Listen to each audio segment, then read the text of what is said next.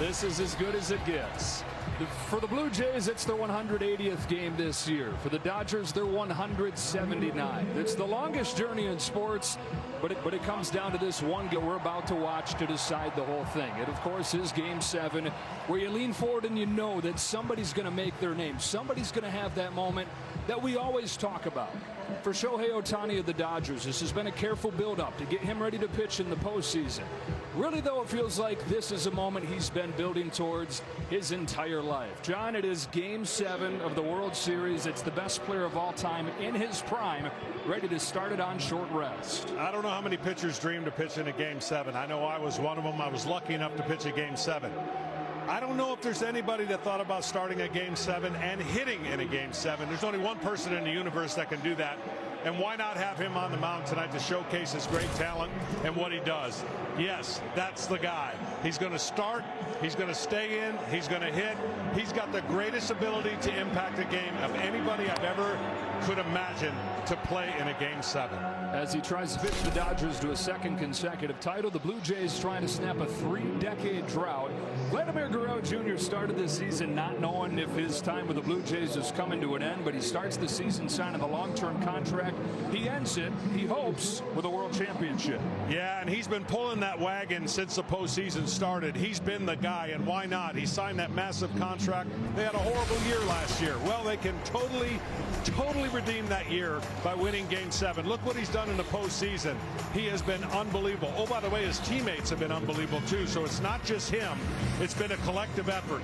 We've seen this team bounce back from devastating losses, 2-game deficits. Last night won't bother him. And the pitching matchup, it's more than just Shohei Ohtani. He goes for the Dodgers, but a postseason legend on the other side. It is Max Scherzer. As we go down to the field with Ken Rosenthal. Thanks, Joe. 41-year-old Max Scherzer will be the oldest pitcher to start a winner-take-all World Series game, but he doesn't figure to last long. To replace him, Blue Jays manager John Schneider will have numerous options. Sir Anthony Dominguez, everyday Louis Varland, the red-hot Chris Bassett, and don't forget the hero of Game 5, Trey Savage, who will be on 2 days rest, but could throw more than one inning. Schneider said he has 4 or 5 roadmaps he could follow. Now, over to Tom Verducci. Well, thanks, Ken. The Dodgers' Game 7 starting pitcher is playing in his 175th game this year. Fascinating. Just like the decisions for manager Dave Roberts once Shohei Ohtani starts this game. All 4 Dodgers starters are in play tonight. Ohtani, Tyler Glasnow, though he had some sore side last night, Blake Snell, and yes, Yoshinobu Yamamoto, after throwing 96 pitches last night, has volunteered to pitch out of the bullpen. It's down to simple math. 4 starting pitchers, $1.3 billion in contracts, 1 game to win the World Series. Joe. All right, boys, so all the pieces in place for a classic. Fasten those seatbelts. It's Game 7 of the World Series. Cubs win the World Series! Game 7. The magic of Major League legend. There is no game more important than Game 7. Tonight, such treasure is here. For one team, perhaps one man. The Dodgers chasing history. Really going to do something that no team has done this century. The Blue Jays, a feeling 32 years in the making. Touch 'em all, Joe! You'll never hit a bigger home run in your life! From stars past and present, a gift for all of us. It's Game 7 of the World Series, and it comes up next.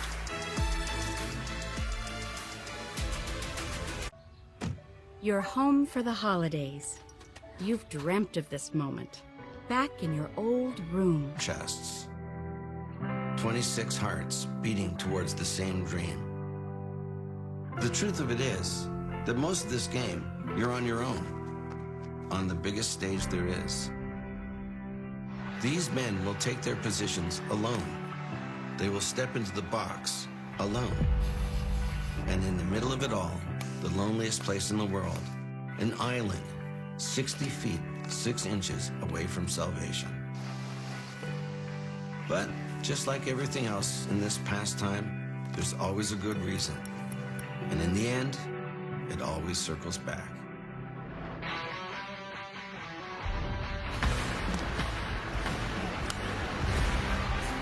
There are no instructions for what to do when the last out is made. There's never been a protocol, just instinct. You won't find anyone standing alone soaking in the applause. And that island, it's not so lonely in the end. There's only the team, together, at the top of the mountain. Champions, the Toronto Blue Jays. Your Dodgers have won the World Series. The Los Angeles Dodgers and the Toronto Blue Jays for their moment at the center of the baseball universe. Game on.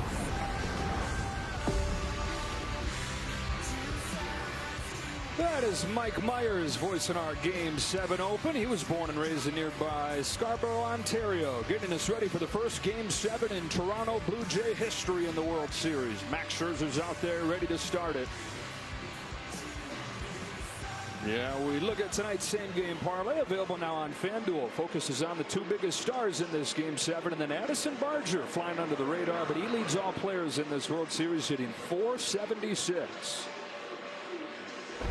It's time for the Dodger lineup. Same order that Dave Roberts sent out there in Game 6. Ohtani leads off, and then Will Smith and Freddie Freeman. The big change was Mookie Betts down to the cleanup spot for the first time in 8 years, and he delivered. Muncy, Teoscar Hernandez, Tommy Edman, Kike Hernandez, and Miguel Rojas is in there again against Max Scherzer. His 6th World Series start, his 6th winner-take-all game, the most all-time. Well, the first inning, to state the obvious, is like the 9th inning to Max Scherzer. He knows he's not going to be given. This is not 10 years ago where he's going to go 7, 8 innings. He's going to give whatever John Schneider deems him long enough, and that is, as long as he doesn't give him a reason to take him out early, he'll be in there as long as possible. Off we go in Game 7 with a fastball upstairs on Ohtani. Dodgers with a 3-1 win in Game 6. 1 win away from repeating as champions, becoming the first team to do that in a quarter century. Can the Blue Jays bounce back one more time? They've done that all season long. Looking for their first championship in 32 years. 2-0 on Ohtani. The start of the game, and especially this guy that's in the box, he creates so much attention, and rightfully so. Max Scherzer has got to keep the ball in the ballpark tonight. He's given up a home run in his last 5 starts, including one to this guy in Game 3. He fouls it off, and it's 2-1. These guys living their umpiring dreams here. Jordan Baker's behind the plate for Game 7. Crew chief Mark Wegner's at second. For the first Game 7 since 2019, started by that guy right there, Max Scherzer. Is 2-1. Is golf to right center field. Varsha's on the move, won't get there. And a base hit for Ohtani to lead off. So the starting pitcher for the Dodgers starts the game with a single. Change up, he pulls it. If he throws that change up in the outer half of the plate, this doesn't happen. But he kept it in the park. So the Dodgers offense still hasn't done a lot, but the fact that they won last night's game and got Mookie Betts to get a big hit gives them some momentum in this game. Yeah, they did just enough yesterday. 3 runs, all of them coming in the 3rd inning, and it was this guy right here, Will Smith, who got him on the board with a double. Smith doesn't have many hits in this postseason, but he's made the most of the ones that he's gotten. The game-winning home run in Game 2 of the World Series, and the go-ahead double yesterday.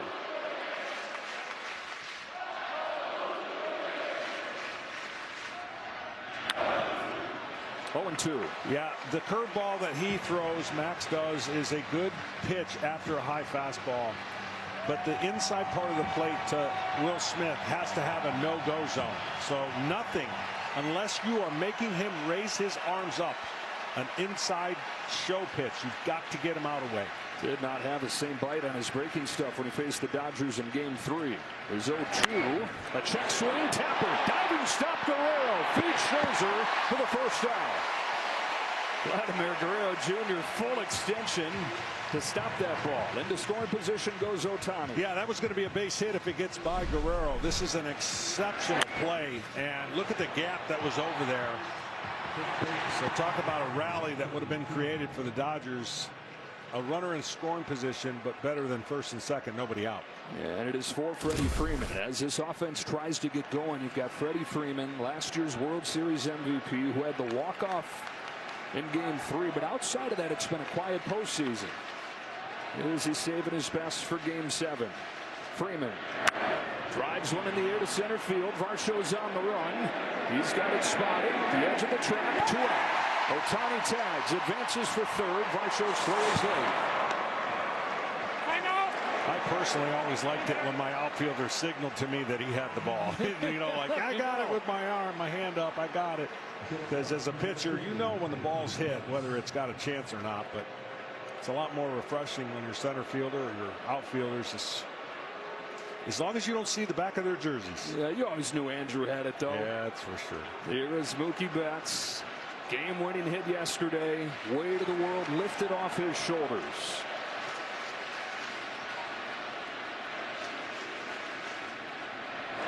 Went into that bases-loaded chance in the third inning with a 130 World Series average. Dave Roberts had dropped into his lowest spot in the order that he's hit in his 6 years with the Dodgers. He said, I want to keep it simple for you, Mookie. Go up there and try to drive in a run. Just go be a hitter. On a 1-0 from Scherzer. Bounces one towards the middle. Jimenez is there, and Max Scherzer throws a scoreless first. Shohei Ohtani takes the mound when you come back.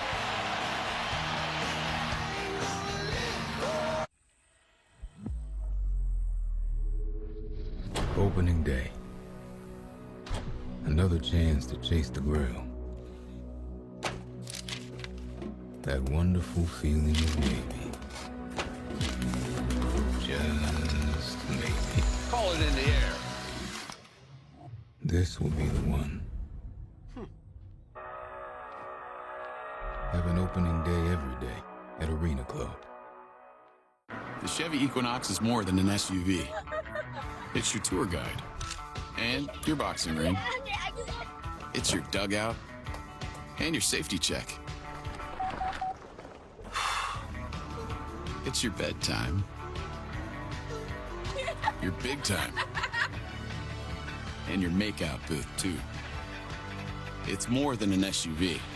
It's your Equinox. Chevrolet. Together, let's drive. Retinal vision only on Ring. AI tuning for sharper goodbyes, clearer hellos, and safer tomorrows. Addison Barger has hit .470 in this fall classic. He's got Varsho, Clement, and Andres Jimenez to round things out. And Shohei Ohtani, as we saw when he started in Game 4 of this series, John, he really takes his time catching his breath after his at-bats. He just now gets out there to warm up. Yeah, I think for some reason they're going to give him a little extra time. But, yeah, leading off, man on third, he had to get out there. This is his first warm-up pitch, and we're ready to play. So that's pretty amazing and pretty late. But this guy, with all the pitches he has, the thing I'm going to be looking for in the early part is his RPMs. Is he going all out on every pitch, or is he going to still pitch? The hardest thing about a Game 7, you forget sometimes you still have to pitch, and he's a pitcher. Well, he's never had fewer than 5 days rest after a full start. He pitched on Tuesday, so this is 3 days rest, by far the shortest amount of time that he's made a start with. And we asked Dave Roberts, okay, what does that mean for tonight? And Dave said, I don't put anything past this guy. There are no limits. I'm going to sit back and watch him go. Well, he's going to be facing a pretty aggressive lineup, I would think. And this is the games that he has played on the year. The appearances at the plate and the innings pitched on the mound, and all of those may go up next year, by the way. And you just don't bet against him. I mean, you hear that he's going to pitch this game, and it's like, okay, it could be 3 or 4 innings, and then you're like, wait a minute, let's think about who we're dealing with here. This is a guy who has made a career, made a lifetime out of setting goals, aiming higher than anybody's ever thought to aim, and turning the impossible into the possible. What a gift it's been to watch him. It inspires a sense of awe and wonder when he goes out there and does things that you thought nobody was supposed to be able to do. Symbolic that anything is possible. Shohei Ohtani on the mound for Game 7. Tommy John surgery ended his time with the Angels in 2023. So his first year with the Dodgers, he was just a hitter. Remember, he injured his shoulder in the World Series, so he had to have surgery on that as well. And then a methodical, thought-out buildup. 1 inning, and then 2 innings, and then 3 innings to get him ready for this in the postseason. Springer stands in. Ohtani comes home, and this is how with his first pitch. Pretty remarkable what George Springer's doing as well. He leaves Game 3. Looks like you're probably not going to see him again in this World Series. Some kind of side injury comes back yesterday, 2 for 4, knocks in their lone run. Ohtani's not close with his first 2. Well, he knew he was going to swing first pitch, so he threw a breaking ball. And I'm telling you, get out there late is not the easiest thing to do when you're starting. In your mind, you're kind of rushing, even though he looks like he's not. 3 bad misses. You know, in the old days, if a pitcher was on third base in the first inning, that means your team had at least 4 runs. and you got about a 15-minute delay, and you get rewarded that way. Strike 1. Ohtani started game 4 on Tuesday, pitched into the 7th inning. Gave up just 2 runs over the first 6 innings. 2 runs scored after he left in a loss. His 3-1 to Springer is a fastball scorched to left center field. A leadoff hit for George Springer. Incredible. Biting pain on every swing, finding a way, and a leadoff hit in game 7.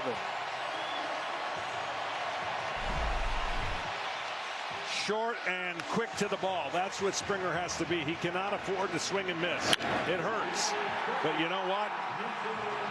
He says, I don't care what pain feels like. This is game 7, and he isn't going to miss it. Well, I think we were both shocked yesterday and how well he did. And a lot of props to him for getting ready and the training staff. 3 out of 5 since coming back. Nathan Lucas takes in the dirt. Backhand by Will Smith. You got the former World Series MVP at the top in Springer fighting through his injuries. You've got Guerrero hitting 3rd, and then kind of hidden here in the 2 spot is a 31-year-old who at the start of this season said, hey, if I don't get a real shot this year, I'm at peace calling it quits. He's gotten his chance, and here he is hitting 2nd in game 7 of the World Series. Nathan Lucas. Tonight, I'm looking for something little that helps the team win big, and that could be a bunt. It could be anything. But the little things that you take for granted in a game 7 are sometimes the one thing that you look back and go, that's the reason we were able to win. And it could be just simply contact with a man on 3rd and less than nobody out, or less than 2 outs. Ohtani's 1-2. A fastball is popped back and out of play. And you've said that you've pitched in several game 7s, 1 World Series game 7, and you said that is its whole own entity from anything else. Yeah, it is. I mean, you get to the park, you're thinking about what it's going to be like. Nobody wants to lose. You know there's going to be a moment. You cannot be afraid to be part of that moment, good or bad. On 1-2, Lucas takes in the dirt. And what I mean by that is so everyone knows they don't want to have the other moment, the bad moment. So they stay away from it and they stay comfortable and don't take any, they just don't play their game. The guys who are on the mound or at the plate or in the field that are ready for the moment, the slower heartbeat usually wins out in games like this. First World Series game 7 the Blue Jays have played in for the Dodgers. Their 7th World Series game 7. Springer at first with a leadoff single. Ohtani home with a 2-2 and a ground ball foul. And part of that might be, as a pitcher, having the touch on your secondary stuff. Right now it's been a little bit rough for Ohtani. It looks like, you know, he hasn't connected with that secondary stuff. That's where you can get out of your body. That's where you can get out of your mechanics. That's what a game 7 and pressure can do. But then as soon as you lock in, you approach it like a regular season game. Tries it again and strikes him out with the splitter, which he's not used a ton. He's got a deep arsenal. That's a pitch he's not brought along. And that's a great pitch for him.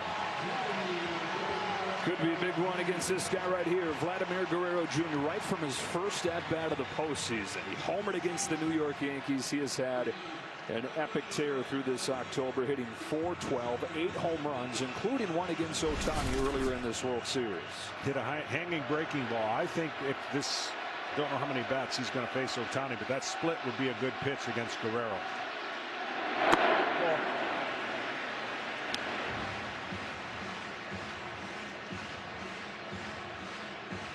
More homers than strikeouts in this postseason for Guerrero. On a 1-0, he takes ball 2. 1 hit shy of the all-time postseason record. Randy Arozarena in the 2020 postseason.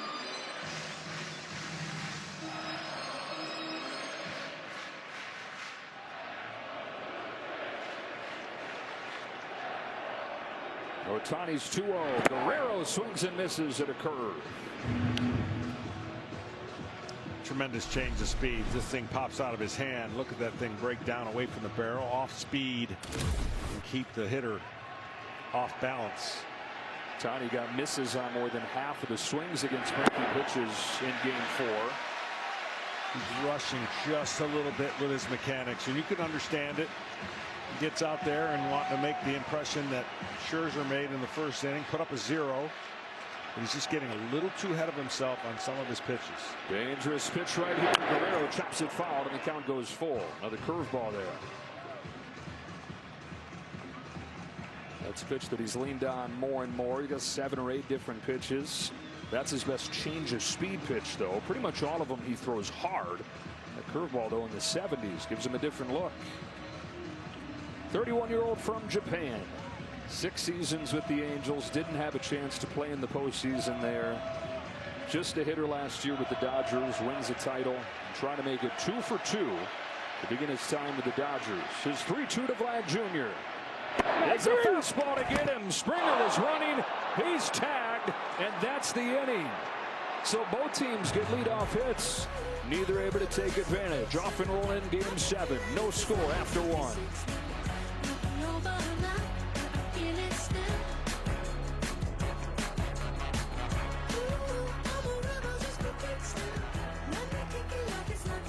I'm like so starstruck. I know. Oscar Hernandez and Tommy Edman to follow. Dodgers have reached this Game 7, even though the guy that's hit more home runs than anybody in franchise history has been silent. Muncy. Ball. Takes upstairs 1-1. 0 for 4 yesterday. Now 4 for 36 since the start of the championship series.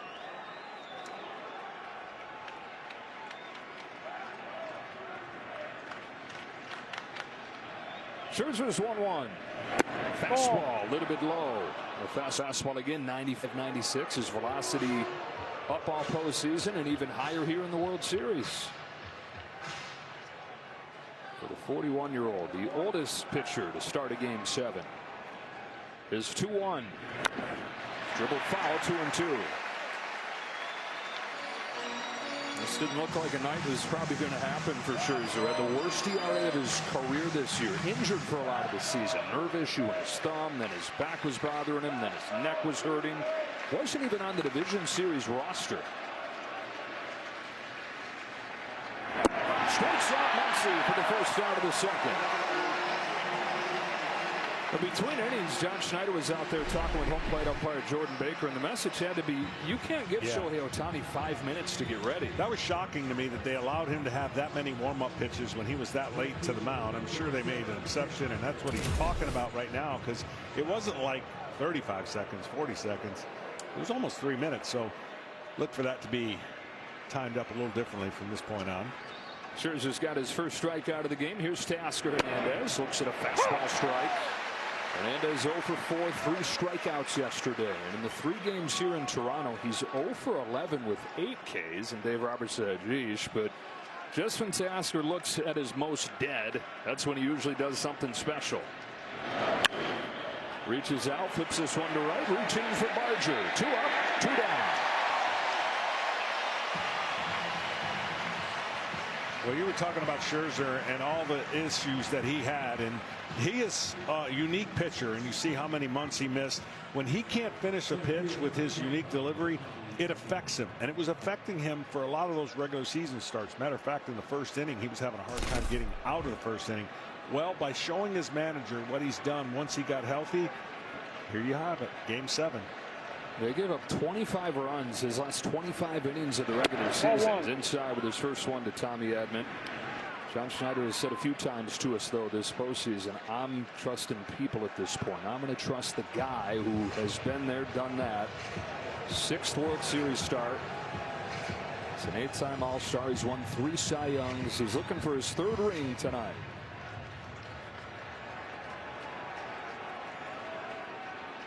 Here's his 1-0 to Edman. Outside, ball 2. Only 3 pitchers have won 3 Cy Youngs and gotten 3 championship rings. Jim Palmer. Only 2 pitchers. Jim Palmer, Sandy Koufax, and Scherzer trying to become the 3rd. His 2-0. is hit in the air to right field. Barger's going back on it, steps onto the warning track, and Tommy Edman just missed it.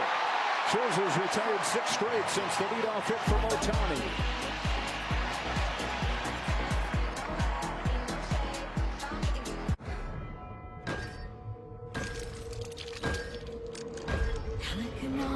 Bring me Elizabeth room. Ohtani comes home. Bichette takes a fastball inside, 1-0. Ohtani able to pitch around the leadoff single in the first inning with a couple strikeouts. And now faces Bichette. Really impressive what he's done. Bichette had not played since the first week of September when this World Series began. He injured his knee, fought his way back even though he's still in a lot of pain, still diminished. And he's gotten a hit in 5 of his 6 games. On this 2-0, takes it, 2-1.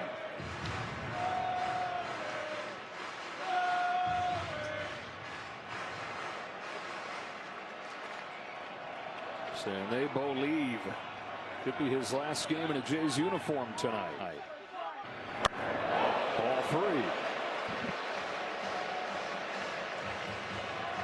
Well, for a guy who's missed this much action at the plate, he's not jumping. He's not expanding the zone. He looks like he's been tracking baseballs all the time. He was missed.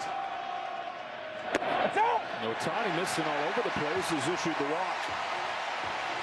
And so the leadoff man on for the second time in as many innings. The Jays last inning so confident that Vlad Jr. is not going to strike out that they put George Springer in motion, and then he's got no shot when Guerrero takes strike 3. Yeah, it's the right call. It froze Guerrero, a rarity. So Bichette's on. Addison Barger's up. Gets a great hand from this crowd. Coming off his 4th consecutive multi-hit game.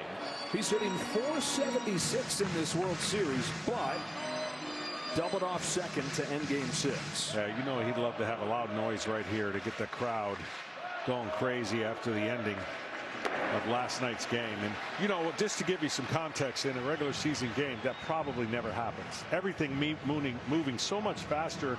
The crowd's going crazy. It's the 9th inning. You're the tying run at second, and unfortunately got too aggressive on the base paths. On this one from Ohtani, takes it inside. Place is absolutely rocking. Kike Hernandez said that he thought that it was so tense that as the pitch was delivered, there'd be a little hush that would fall over the crowd, and because of that, he was able to hear the crack of the bat, that the contact wasn't very good, and it helped him get an aggressive jump. 2-2. And it became a night of the unsung heroes for this star-studded Dodger team. Yet Hernandez making that play in left field. Miguel Rojas, who had been plugged into the lineup for the first time since the division series. Several big plays, including picking that throw from Hernandez. A guy like Justin Robleski coming out of the bullpen in a big spot. 2-2. Ball 3.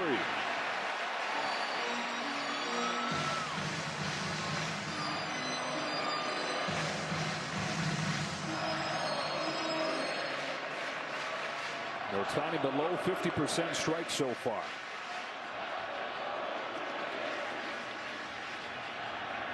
Here's his payoff. Barger cracks one over second and down, and a base hit for Barger.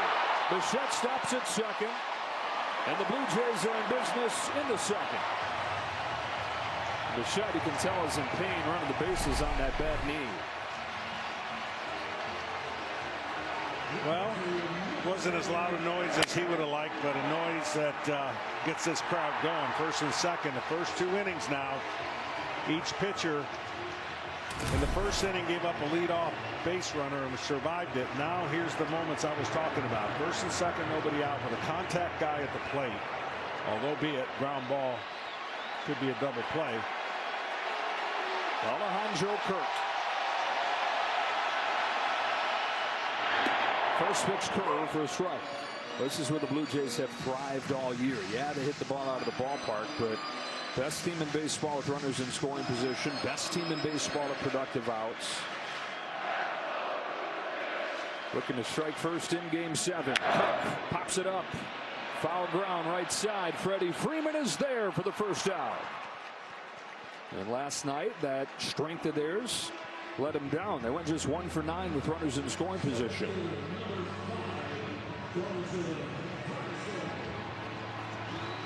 One away for Varsho. Well, the tough scenario here is it's going to take almost a double to score Bichette, you would think, because of his knee. Either that or a soft line drive. You could see him running, and normally he would be able to think about going to third. No, if it was not the World Series, he would not be on the field. Same thing with George Springer. 2 on with 1 out. Varsho takes the first one on a generous inside corner there. Strike 1. Varsho just 5 for 26 in this World Series.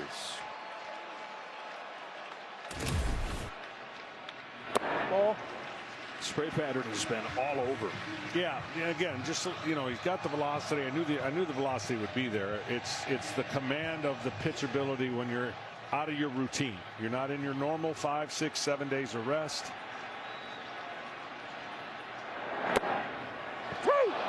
But he just got 2 sides of the plate that are very, very good for a pitcher and very bad for a hitter.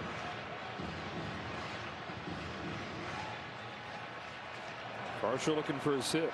First hit with a runner in scoring position in this World Series. On the 1-2. Takes it high. Count evens up.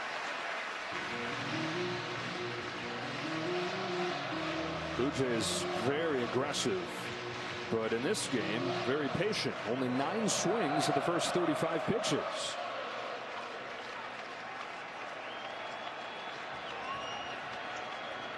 On a 2-2 from Ohtani. Varsho hits a fly ball to right field for Teoscar Hernandez. He's there. 2 out.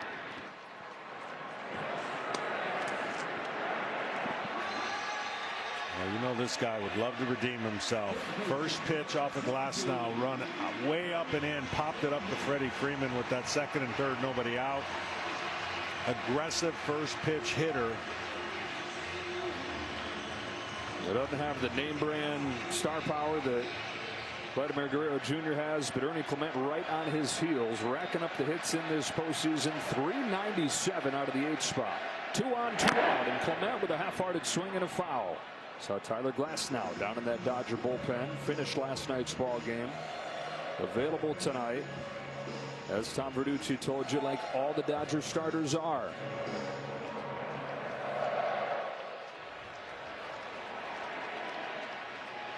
Walk from Bichette, single from Barger. Base runners in both innings for the Blue Jays. Trying to crack through, and there's a base hit the other way. Does Bichette have enough for that bad knee? They stop him at third, and the bases are loaded. It's just station to station right now. The base is clogged by Bichette's lack of ability to run. That's what I was talking about. It almost needed to be a double. And unfortunately, they got that big 2-out hit. Look how flat that swing was up. But he can only do what he can do. And now they're going to need another 2-out big hit. And the guy at the plate's been pretty big with runners in scoring position. Yeah, it is Andres Gimenez, who thought that he had tied the game last night. Instead, a double play to end the game. Gimenez is at just .213 in this postseason, but he's close to 500 with runners in scoring position. And the only guys in the Blue Jays that have driven in more runs than their 9-hitter Gimenez, Vlad Jr. and Alejandro Kirk. It's not often you get down to the 9th spot and you say, we like this guy. This is a guy we want up in this spot. But Gimenez heads up there with a chance to get the Jays on the board first.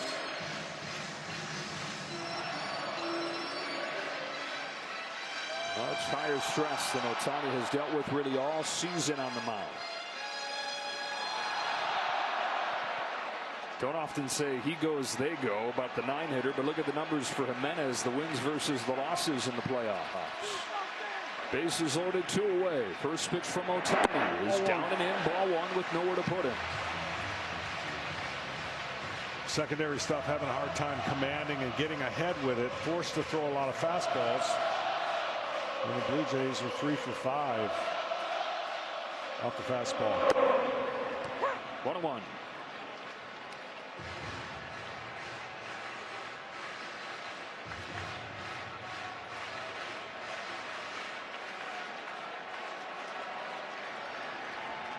Ohtani comes home. Jimenez swings and misses at the high fastball.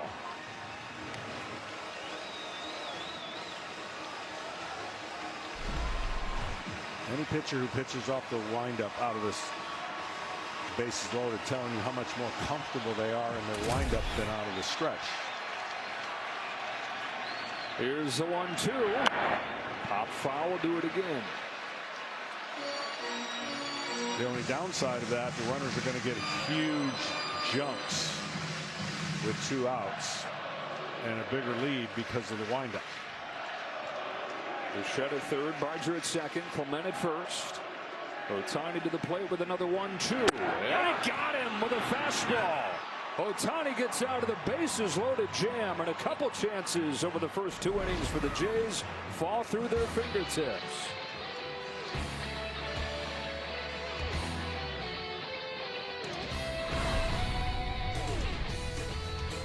For the acute treatment of migraine with or without aura in adults, Nurtec ODT can provide relief in 2 hours, which can last up to 2. Hernandez. Leadoff single from Ohtani in this game, as Scherzer's retired 6 since. Here's his 0-1. Oh, a little bit low, ball 1. Well, John Schneider said 4 or 5 different blueprints to this game. And you're going to read and react. He said all about trusting the people, all about trusting his eyes, reading where the game's at.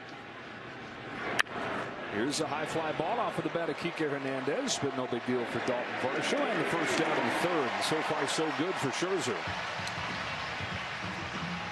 Yeah, his fastball has been really, really good. After the first 2 pitches of the game to Ohtani, he has been really, really good with that fastball. And you see he's had a lot of experience with a few different teams, and this moment won't get to him. It's whether or not he's got the stuff and he's connected to his stuff to allow him to pitch as long as he needs to. Here comes to Miguel Rojas with a fastball strike.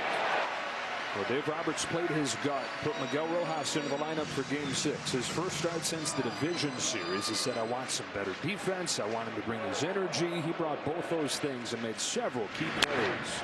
He's still, though, looking for his first hit in a month.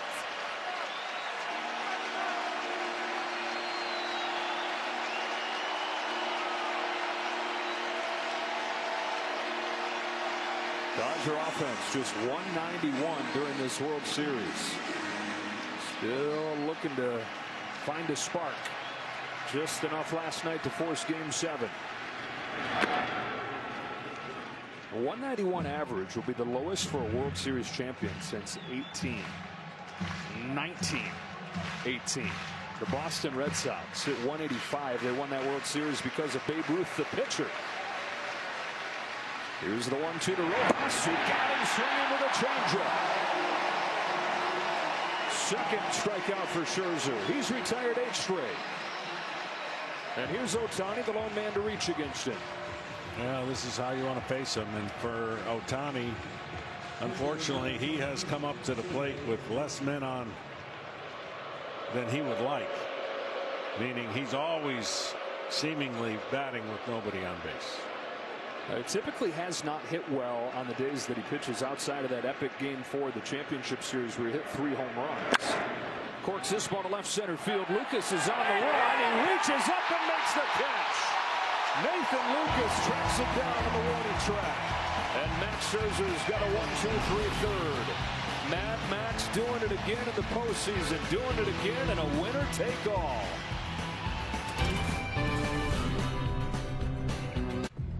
Only ServiceNow connects every corner of your business, putting AI to work for people.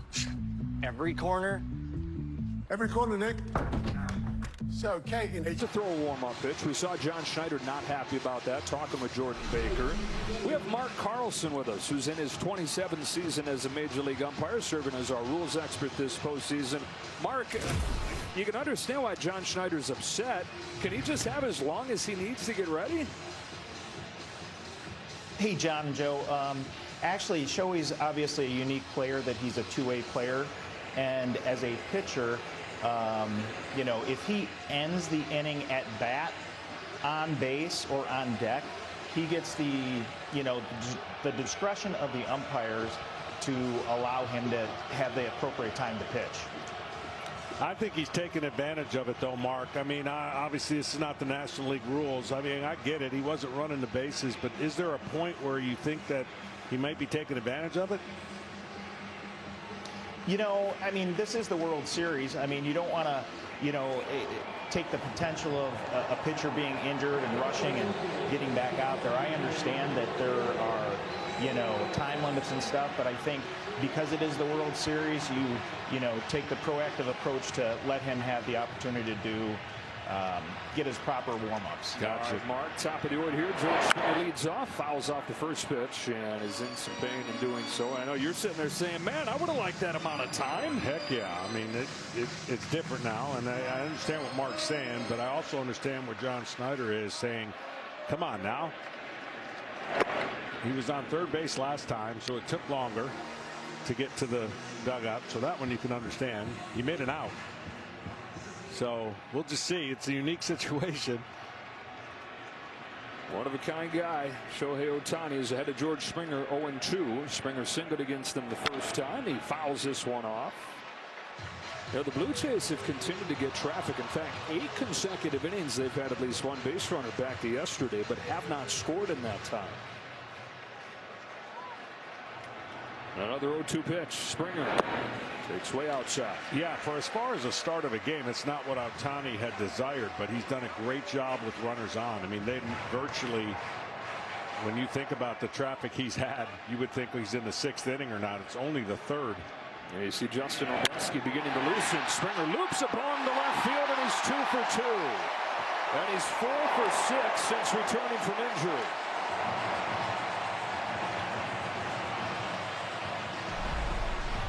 Well, sometimes when you're injured, you do less, and you can do more.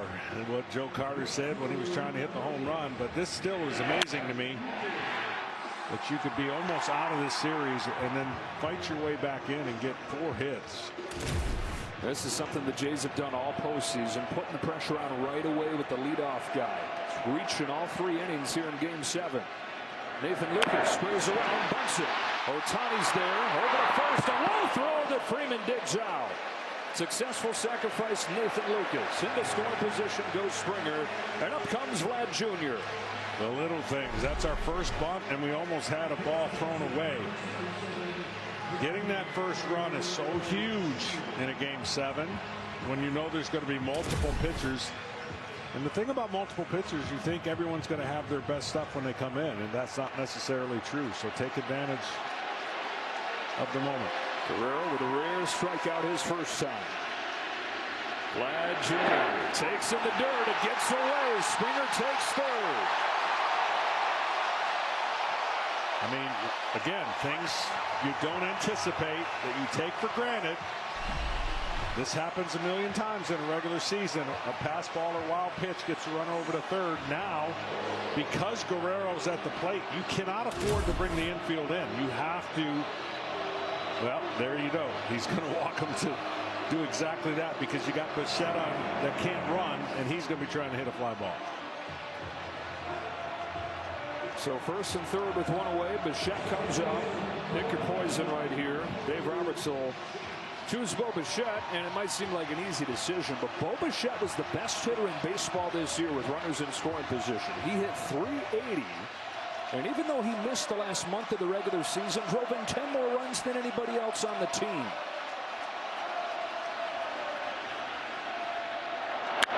Fly ball deep center. Edmonds going back. The ball is going long. 3-run home run. Bo Bichette.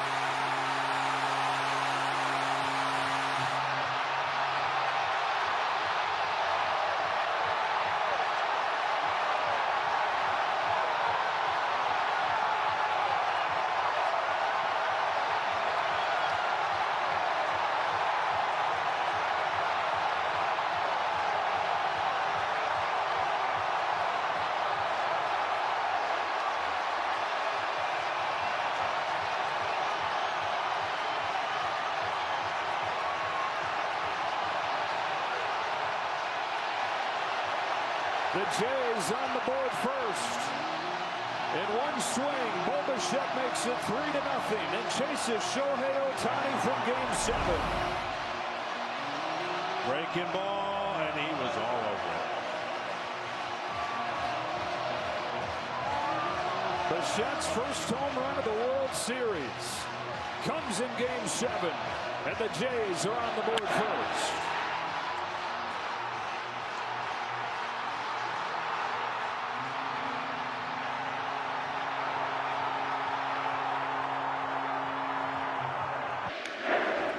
That's a tapper along third and foul. Now in this World Series, both teams have hit 8 home runs. It's just the difference is 7 of the 8 for the Dodgers have been solo shots. 6 of the 8 for the Blue Jays have had at least one man on base.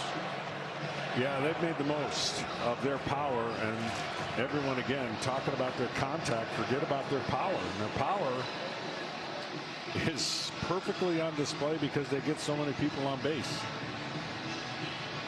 Blue Jays have hit more home runs than any team in this postseason. Even before they had racked up more games than anybody, they were leading.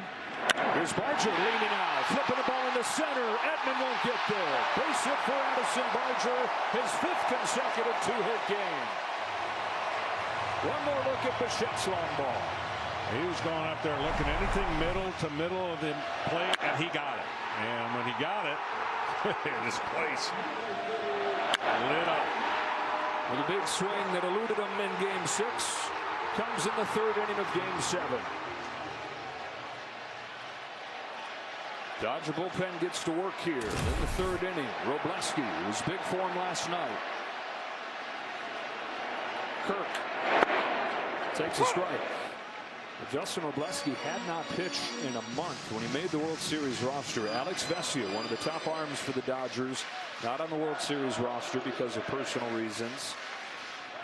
Here's a shot to right center field. Edman on the run. He's there. Back to first goes Barger. 2 out.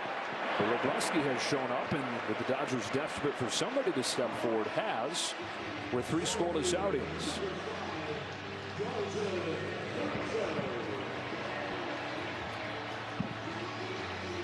Well, plenty of time for the Dodgers, but when you get knocked out as a pitcher, you're done for the night. Not Ohtani. He gets to come to the plate, and we'll see how he handles not being where he wanted to be on the mound, as effective as he was, and seeing what his next plate appearances are going to be like. Here's Varsho with 2 away. He said it at the start, no player has ever had a bigger chance to impact the Game 7. And half of his chance finished.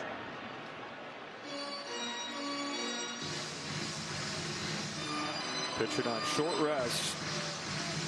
Truly short rest for the first time in his career. And about half of the rest that he's used to getting. This was not himself, and the Blue Jays take advantage. Robleski to Varsho. Fastball for a strike.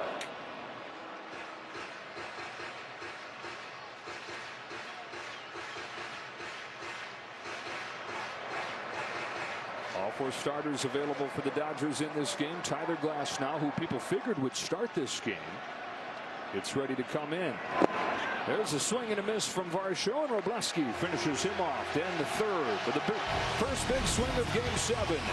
He was crossing his fingers, Ernie Clement was, that it would come from a Blue Jay, and it did. Bo Bichette chases Ohtani to the 4th inning in Game 7. The Jays with a 3-0 lead. There's flying, and then there's making the most of it with Platinum. There's nothing like arriving early and enjoying it. Nothing like having tea across the pond. Now to put Dave Roberts in a good mood for her to chat with him. I'm sure that's the swing you've been looking for, Doc. You've gotten underneath some pitches on Max Scherzer first time around. What are you looking for second time around? Say that again, Tom. Second time through the lineup, swings like that. What are you looking for? Yeah, you know, I just think that we got to still stay in the strike zone. You know, I like that swing right there. And, you know, Scherzer's a competitor. He's a smart pitcher. He's not going to give in to certain guys. Knows where certain outs are. You got to be smart. Keep a lot of baseball left. Keep taking good at bats. Dave, Shohei Ohtani has given you so much. What did you see tonight? You know what? He's given us everything he's had. You know, shorter rest. You know, I thought the stuff was good. The breaking ball wasn't really sharp. Try to get him through Barger right there, and you know, once he got the pass ball, to give Vladimir a chance right there, understanding that Bichette doesn't run well, trying to take a chance we can put him on the ground and get a double play and limit damage, get out of that inning. And how does this set you up for the rest of the game, pitching-wise? Yeah, you know what? We're gonna try to ride Robo for another 3-4 hitters, and then we got Glass, and then see where we're at. And the rally continues. Base hit to right field Thank you very for much. Freddie Freeman, guys, and first and third for the Dodgers with nobody out here in the fourth. It's an offense for the Dodgers coming into this inning, John, that was 2 for their last 30. And we talk about Shohei Ohtani. We talk about the starting pitchers all being lined up to pitch in this game. It doesn't matter if this star-studded offense doesn't click. Right, and they've got a target now, and the target is 3. And they want to cut it in each inning as many chances they can to score runs. They're going to have to do it because the bullpen is going to get very involved for the Toronto Blue Jays. Tying run at the plate in the form of Mookie Betts. First one from Scherzer is a little high, ball 1. And the one thing I talk about all the time, when a starting pitcher has a long layoff in between innings, he usually gets rewarded, and they got rewarded with 3 runs. And then coming out trying to put up a 0 is a very important thing, and right now Scherzer's in a tough spot to have that happen. Here's 1-0 to Mookie Betts. In for a strike. Hey, since when did getting put into the cleanup spot serve as a demotion? Yeah, definitely. Moved him down in the order. You're going to be all right, kid. The cleanup. Down from 2 where he's hit all season to 3 in game 5 to 4 in game 6, and that's where he is for game 7. Flies one to shallow center field. Barger and Varsho coming on. Varsho and Barger with a catch. And Smith is still at third. Betts unable to get the job done. 1 away. Yeah, you want him catching any close ball that might result in a throw. Dude, he has a cannon. Yes, he does. It's a big out for Scherzer. And especially when you compare it with Varsho. Varsho has the worst arm strength in baseball from an outfielder coming off of the shoulder surgery last year. Barger has the best. He says, I'll take this. And so it's Max Muncy to the plate. Blue Jays 3, Dodgers nothing, top of the 4th. So Scherzer can expose this upswing because you know Max is going to try to lift. So you pitch underneath the barrel of the bat or above it.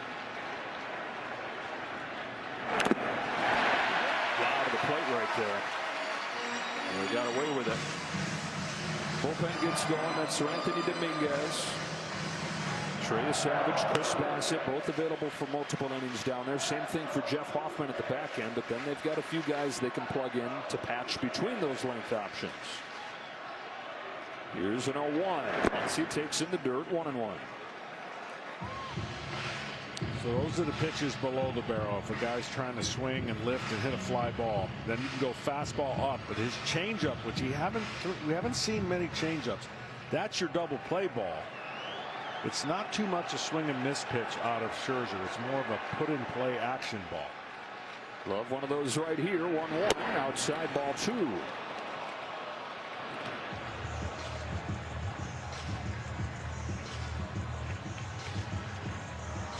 Muncy struck out his first time.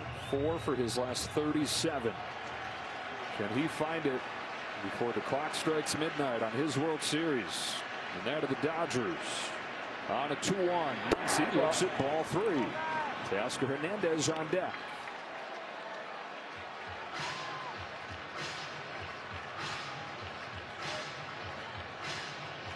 That's Muncy's hit 15 home runs in the postseason as a Dodger. That's the most in franchise history. It's tied with Babe Ruth all time. On a 3-1. Fouls it straight back, and it's 3-2.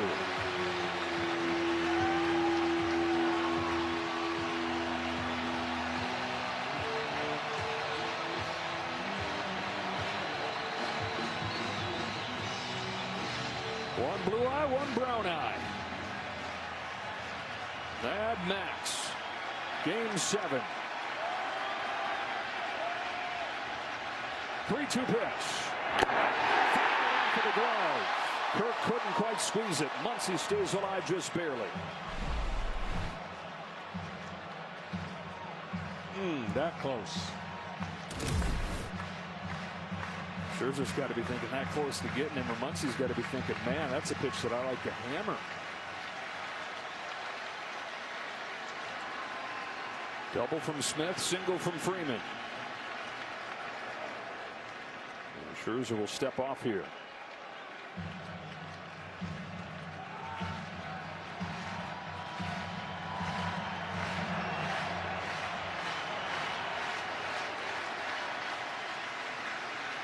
Here's the payoff. Ball. He's walked him, and the bases are loaded. First walk issued by Max Scherzer, and up comes Teoscar Hernandez.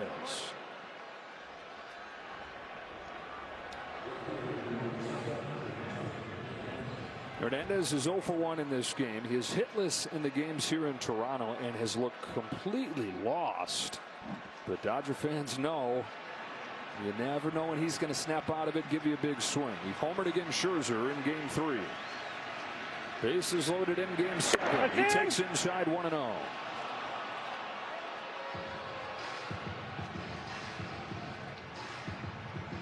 At the ballpark where he spent the bulk of his career. Former Toronto Blue Jays, loved here in Canada. Trying to do it to his old team in the World Series. Lines the ball to center field. Varsho lays out, and he made the catch. Smith is in to score. It's 3-1, but Dalton Varsho's Gold Glove in center field shows up again.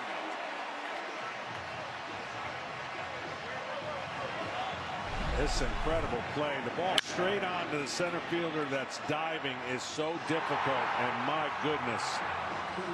Positioned his glove in the perfect angle to get this ball, knowing full well he saved about 3 runs, because that ball gets by him, it's 3 runs. Blue Jays trying to win their first championship since 92-93. Those teams had a Gold Glover in center field as well, and Devon White. What you want. Defense got to be good up the middle. The Blue Jays are excellent.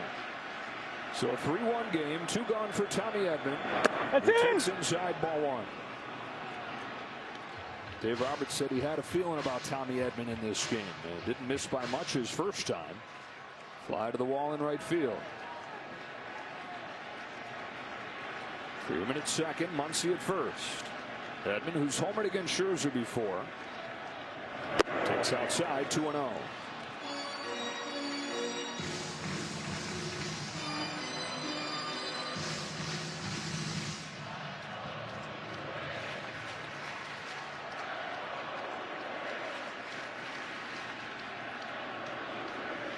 Scherzer's 2-0.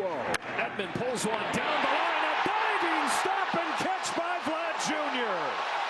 He has used the World Series stage to show everybody that he's more than a slugger. This guy does it all. And for the Blue Jays in this 4th, they limit the damage to 1 thanks to the sparkling defense.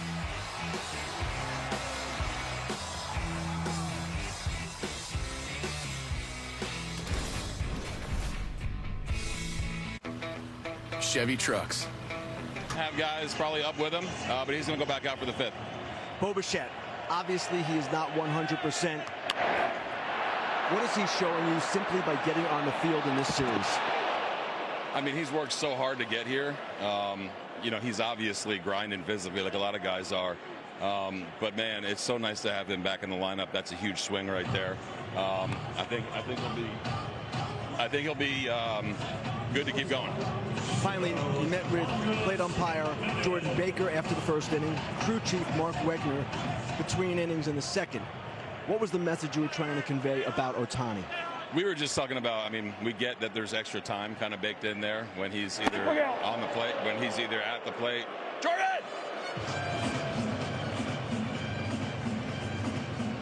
Sorry, Ken, this is like the worst interview ever. Good. We were just talking about the kind of the time in between innings. We know he gets extra time. It was a little bit egregious, we thought. So we were just talking about that. And what did they tell you? That they're going to handle it. They talked to Doc about it. You know, I guess we don't have to worry about it anymore. He's out of the game. All right, John, thanks a lot. Joe, back to you. All right, Kenny. Stuff keeps on happening while we're talking to these managers. John Schneider, who was drafted by the Blue Jays back in 2002. 24 years in the organization. He reached as high as AAA as a player, as a catcher. Knew that he probably was never going to make it to the big leagues. But when that became totally clear, somebody said, what do you think about coaching? And he said, give me a week to think about it. And then he said, if I hit a home run today, I've made up my mind, I'm done. He goes out, he homers in his first at-bat, literally unties his cleats in the dugout, hangs them up, and the next day he coaches. Manages his way up the minor league rung like the players do. And he's going to need to check this again as Jimenez gets buzzed up and in. He was there as Vlad Jr. and Bichette made their way up through the minors. That's pretty close there. Almost looks like he sticks his hand out. Tries to make it happen. Working like a scrappy 9-hitter, Andres Jimenez. 2-2. This one actually hits him. Throw it over the plate, says Jimenez. The bench is clear in Game 7.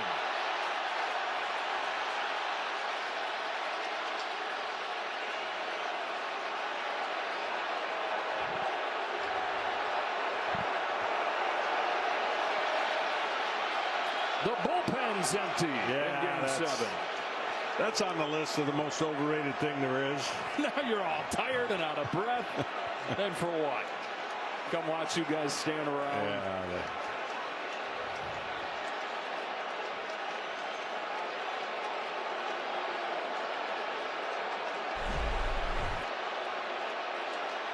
Here looks like he tries to get hit. And this time he doesn't have to try.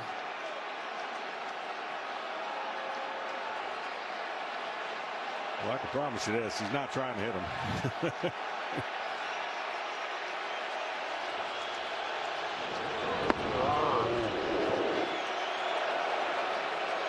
Well, the last thing you want to do for Justin Wrobleski is give a free pass to the 9-hitter. And he says, I don't want to give a free pass to you, buddy. Something like that.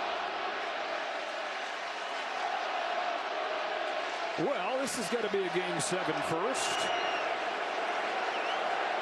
The tension of this series building up into the 7th game. This team separated by 1 game during the regular season. And in the end here in the World Series, will be separated by a game again. Well, they get separated by the umpires here in the 4th.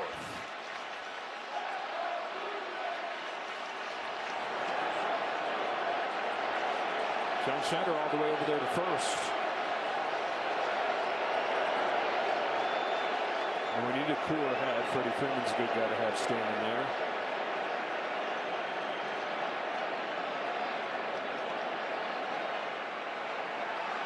And now George Springer's waiting for his chance to bat again.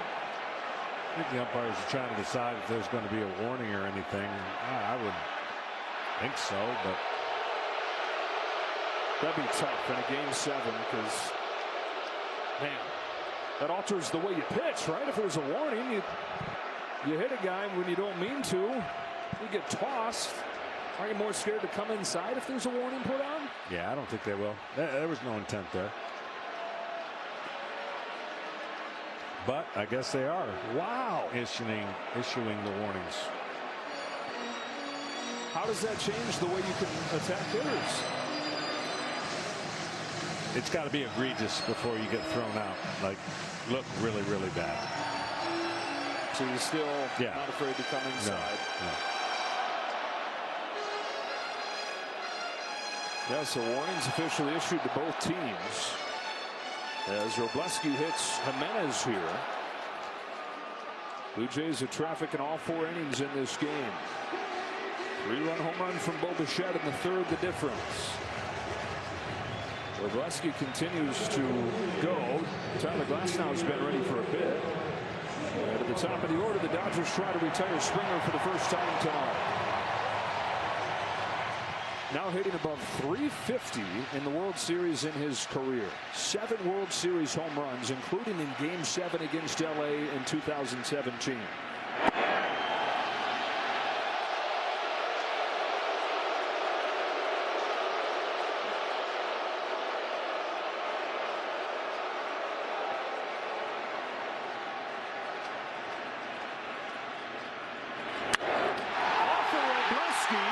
To Smith, who's got no play. Mayhem right now at the Rogers Center.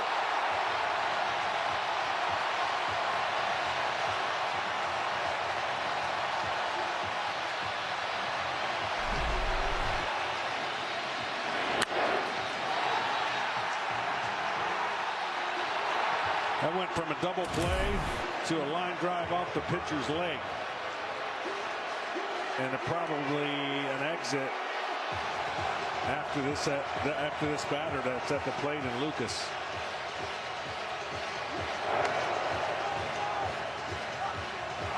So assuming Robleski can continue after taking that 99-mile-per-hour comebacker, they'd want him for the lefty Lucas, and then Vladimir Guerrero Jr. after that, probably going to have Tyler Glasnow for him.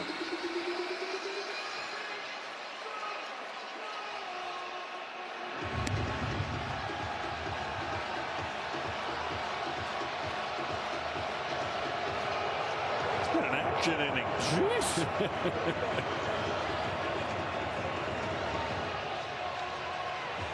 All right, so here comes Lucas.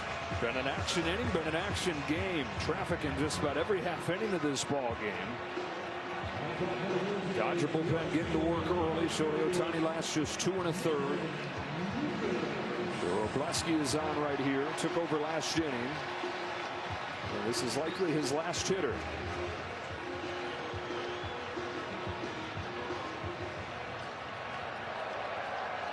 Lucas, who had a sacrifice bunt his last time. Already 7 hits for the Blue Jays. This offensive machine showing up in Game 7. Fouls off the first one.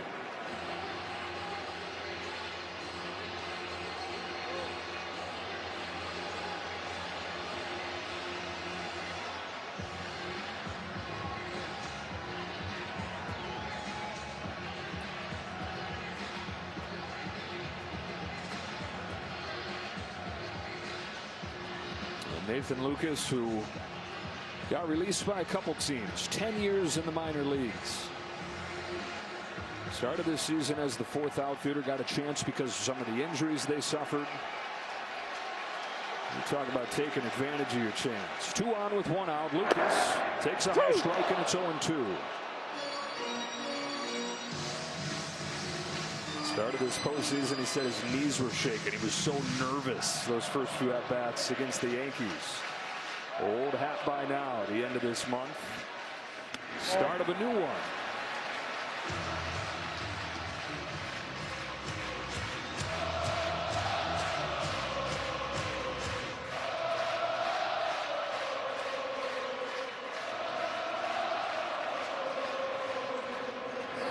Lucas is down on strikes. Robleski sits him down with a breaking pitch.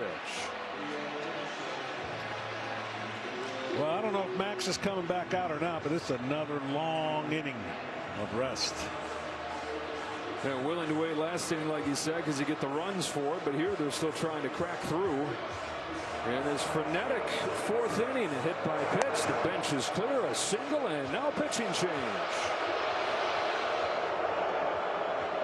Every who and who Newville liked Christmas a lot. But without help from Walmart, stress-free it was not.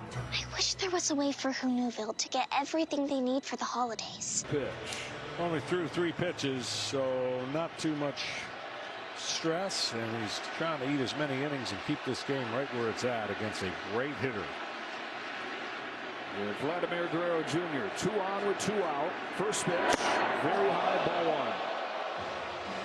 Guerrero was walked intentionally ahead of the Bichette home run last inning.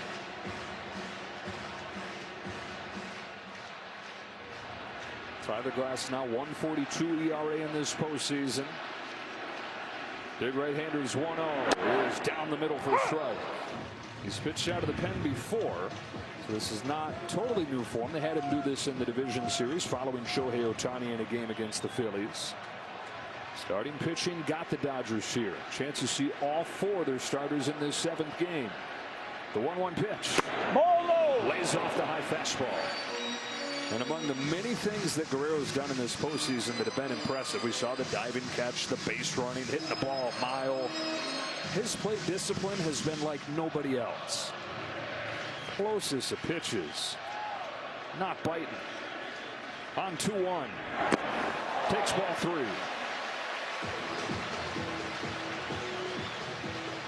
Well, he's going to be selling out now for a fastball.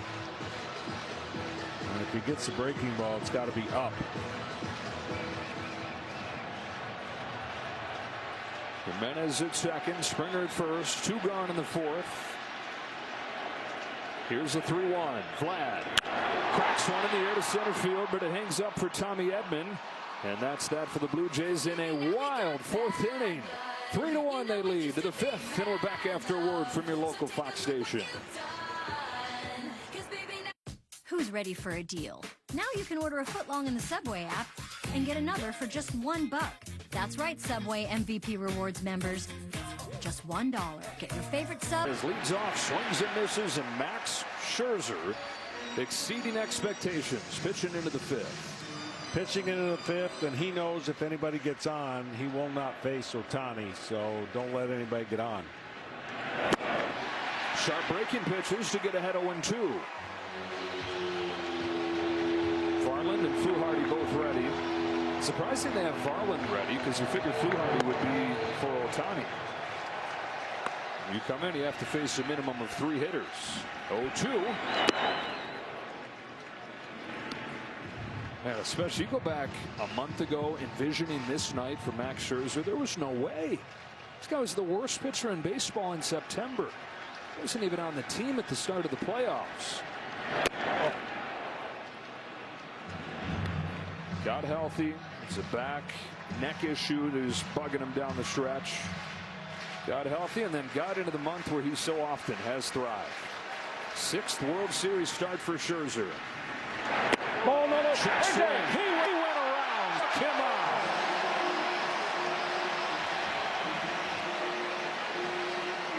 And he's got that breaking stuff turning the corner. Hernandez was upset. Looks like he maybe had a case right there. First base umpire Adrian Johnson said that he offered. Get a better look at it here. Yeah.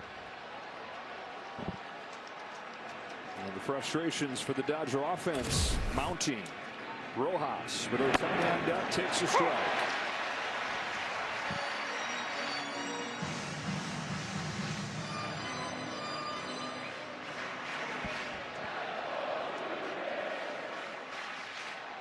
Scherzer gave up 3 runs and 4 1/3 in Game 3. A couple home runs in that game.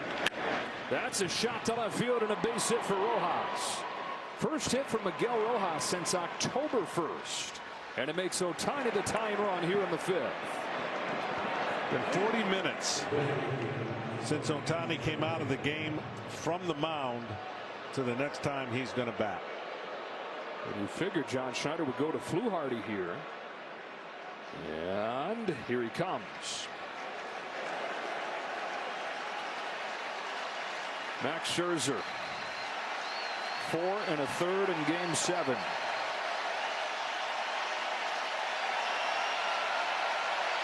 And a Blue Jays crowd that didn't know what they'd get from him this year on a 1-year contract. Watch this magical season end with him on the mound, giving him a chance to win Game 7.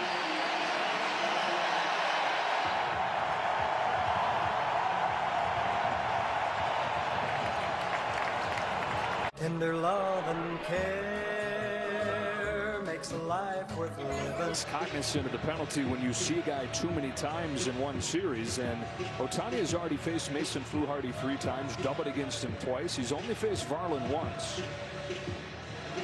Yeah, we talk about that all the time with starting pitchers, but somehow we never talk about that with relievers. 3rd time through, a reliever is worse than a 3rd time off a starter, so that may be one of the reasons he's going in this direction. So he forfeits the platoon advantage and throws Varland, who gets ahead of 1-2. Throws Varland because he always throws Varland. 18 games in this postseason for the Blue Jays. Louis Varland has set an all-time postseason record, his 15th appearance. It's rare you get knocked out of the game and still have a chance to give yourself a no decision. With a 2-run homer. Ohtani trying to clean things up. Down 3-1. 0-2 pitch. On the ground, right side and through. His 2nd hit of Game 7. Tying run aboard for the Dodgers. And Will Smith coming up.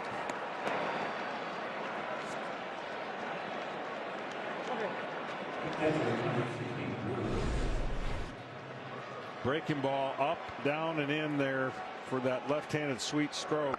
It's where most of his damage has been done.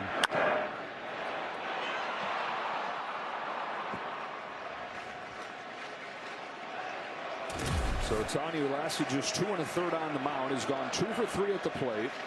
He's the time run, and Will Smith, who doubled off the top of the wall his last time, the go-ahead run. Top of the 5th inning. Strike on the outside corner, says Jordan Baker. So many big hits through the years for Will Smith. And has risen to the occasion again in this World Series. 3rd all-time among catchers in postseason RBIs. Down in 0-1. Ball takes ball 1. Smith, who homered against Kevin Gausman when it looked like he was not going to get touched in Game 2 of this series. It was Smith who started the scoring yesterday for the Dodgers, with them facing elimination. All-star catcher on 1-1. Hits one in the air to center field. Routine for Varsho. 2 gone in the 5th.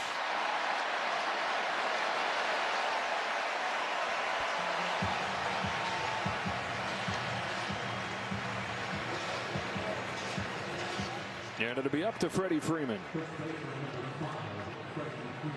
Freeman 1 for 2 today. Of course, it was the 5th inning in the World Series last year in Game 5, where the Dodgers turned that whole thing around. From down 5-0, getting no hit by Garrett Cole, taking advantage of the sloppy defense, of which there has been none to take advantage of here. Went on to win that game. Strike 1 on Freeman. Well, you know, Freeman, so clutch. Hasn't been maybe as locked in, obviously, as he's been in the past. But a hit here would go a long way for that confidence to be restored. And home runs have been the issue for Varland. 2 on, 2 out, and an 0-1 pitch. Freeman takes very low. Even with the swing off, Freddie Freeman's one of those guys where he never feels that far off. 36-year-old in his 16th year, the 9-time All-Star. Freddie Freeman climbs the ladder, flies it to center, got it off the end of the bat, and we are halfway home in Game 7. The Blue Jays with a 3-1 lead.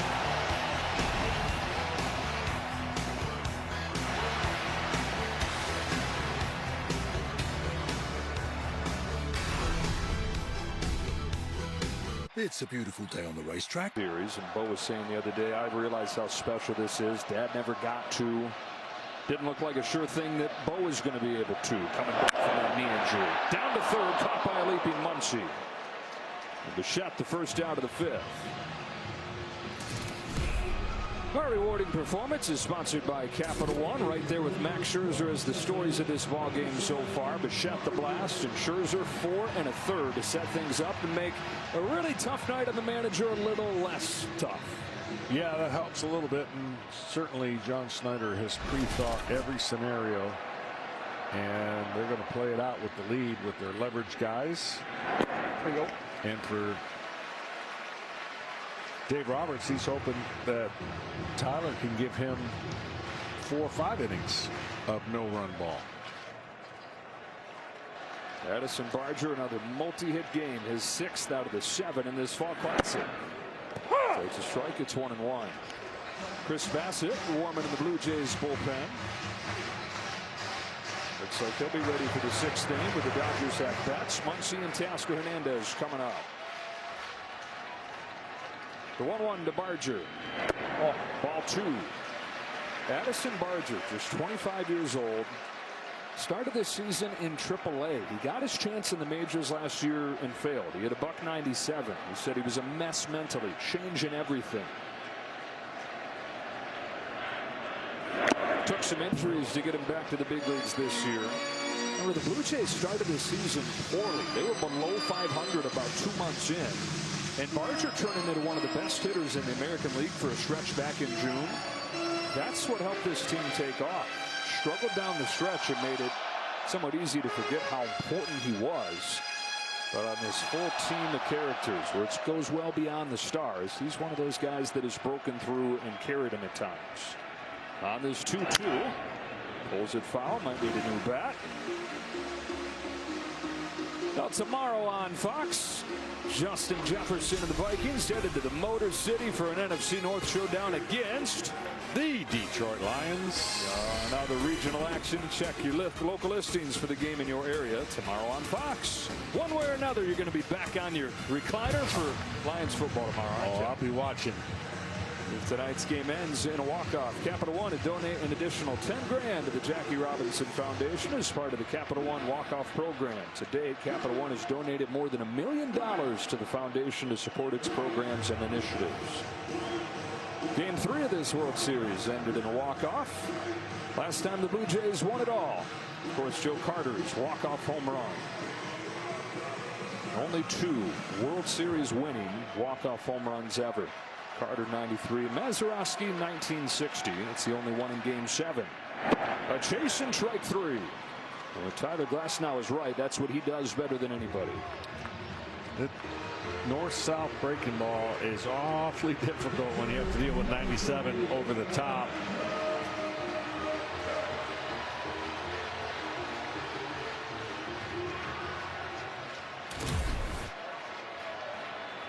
Looking for the first clean inning of this game for Dodger pitching. Alejandro Kirk with 2 away. Caught the corner.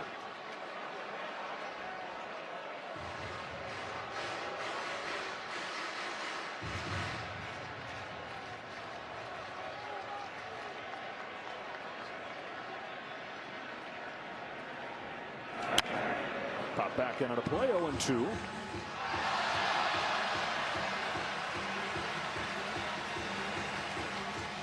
Kirk back in Game 3. Flipped that game around early with a home run against Tyler Glasnow. One of the 5 he's hit in these playoffs. Blue Jays catcher pokes one over second. That'll drop in for a base hit. Alejandro Kirk keeps it going here in the 5th.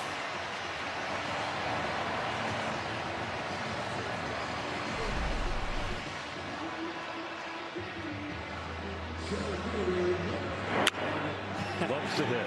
Yeah. Catcher that nobody wanted. Alejandro just wanted a shot. He's in Tijuana, Mexico, trying to be like his big brother, who is a Mexican League catcher.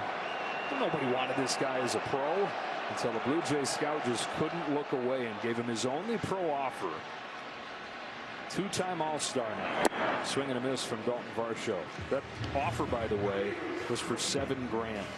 And he jumped at it on the spot. Said his whole life, yeah, everybody else might look better than me, but I let my bat do the talking.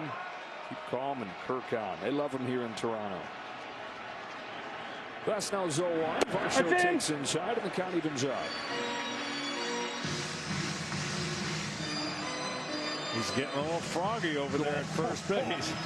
John Schneider told us earlier about his 1 stolen base in his career. He said, you think it was loud here at Game 7 of the ALCS? You should have heard it when he stole second. Grounded to second. Rojas to first. That does it for the Jays in the 5th. Could we have more World Series history tonight? And the drive at the deep left field. That ball is going. And the Pirates win it 10-9. Here's a pitch on the way. A swing and a belt. Blue Jays win it. Touch them all, Joe. You'll never hit a bigger home run in your life. Let it storm. Let it thunder. High as a mountain, deep as a river, come rain or come shine. Mookie Betts leads off against Chris Bassett. Spins his first pitch outside, ball 1. Part of this Blue Jays bullpen making a huge turnaround in the World Series from having a .550 ERA the first 2 rounds to having a .250 in the World Series has been this guy. 1 hit, 22 at bats.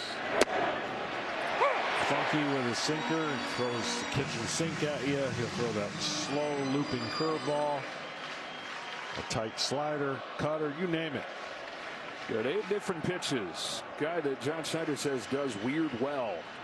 Fires the 1-1 to Mookie Betts. In for strike 2. Says he's perfectly comfortable doing this. Made a handful of relief appearances back at the start of his career in Oakland. Really made his name as a prospect, as a closer at Akron. Now, that was 15 years ago. But he says he's still tapping into that bullpen, Chris. 2-2 on bats. Muncy and Hernandez to follow here in the 6th. 4 1/3 from Max Scherzer. Varland gets the last 2 outs of the 5th inning. As these teams try to piece together this game 7. 2-2. Lays off and the count goes full.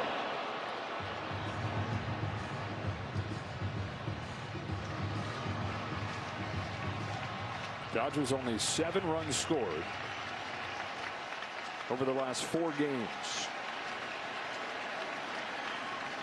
Betts leads off the 6th and takes ball 4 from Bassett. The leadoff walk immediately gets the tying run to the plate, and we get a quick word from Capital One. What's been the highlight of your career? And that have to be big guy. I've always been passionate about no fees or minimums on checking accounts. What's in your wallet? Yeah, it seems like the game has been funneling to Max Muncy. It has, and he's always one swing away. He takes a big swing and usually controls the strike zone. But this has had no shortage of opportunities for each team with runners on. The Dodgers had first and third, nobody out. Only scored 1 run. Those in the 4th. Muncy drew a walk in that situation. He's homered against Bassett before. On the 0-1, rips a line drive, base hit to right field. And the first 2 have reached for the Dodgers in the 6th. Tying run on base, go ahead run coming up.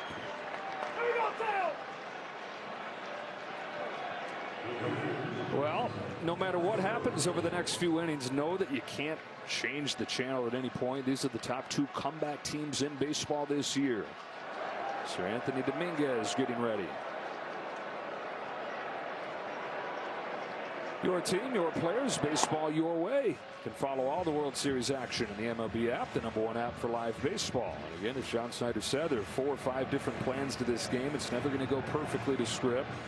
I think one of the lead plans was multiple innings from Chris Bassett. The Dodgers trying to throw a wrench into that. I think they already have. Yeah. Putting the first 2 on, as they did, like you mentioned, in the 4th inning. And the pitching coach, Pete Walker, down to the pen to see how long Dominguez needs. Hernandez has knocked in their lone run in this game with a sac fly. 2 on, nobody out. Top of the 6th. Strike 1. Bassett had given up 2 base runners total coming into this outing this postseason.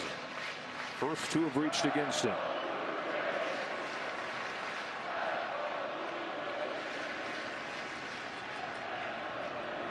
Ball! 1-1.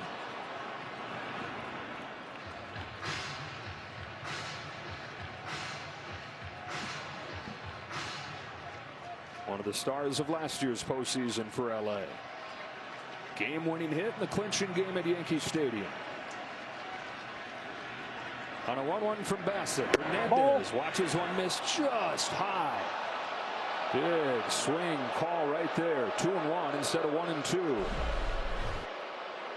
Sinker that just is close to the top of the strike zone. I would think this has to be a breaking ball here. On a 2-1 count, got to trust it. An always aggressive hitter up there. It is a fastball, and it's poked foul to even it up 2-2.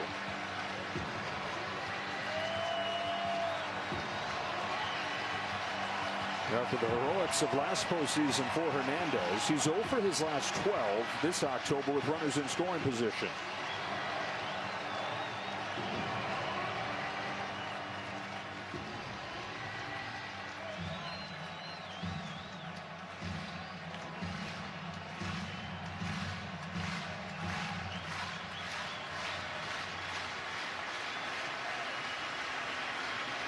Here's a 2-2.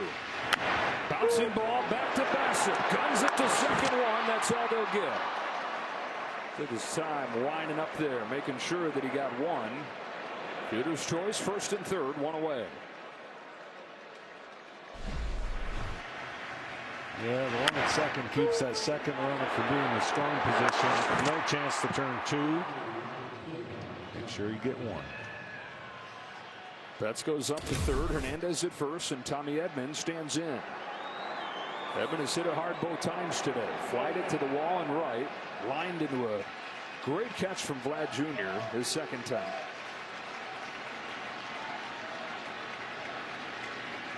Go ahead run at the plate in the 6th. Ball 1 on Tommy Edman. Deadline pickup of the Dodgers last year from St. Louis.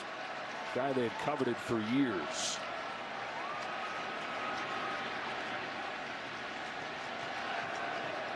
Edman pokes it foul.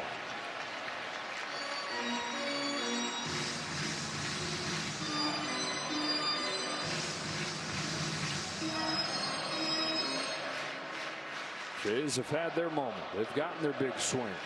It was Bo Bichette. Dodgers still waiting on theirs. Bassett's 1-1. Edman flies it to center field. Varsho sizes it up. Here comes Betts. Here comes the throw. It's way up the line, and it's a 1-run game. Sacrifice fly from Tommy Edman, and it's 3-2 in the 6th.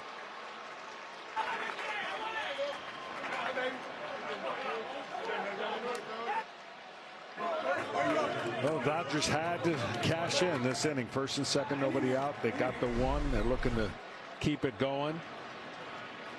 That guy knows he's got a few more bats possibly. Chipping away. They got 1 in the 4th.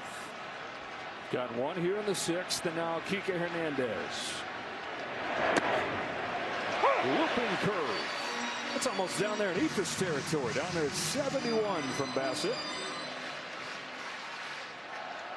Hernandez 0 for 2. His impact on this World Series has been mostly with his defense.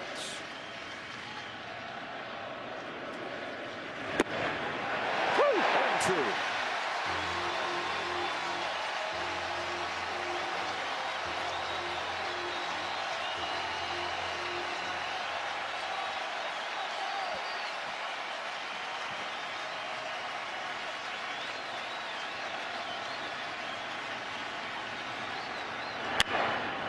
It the other way.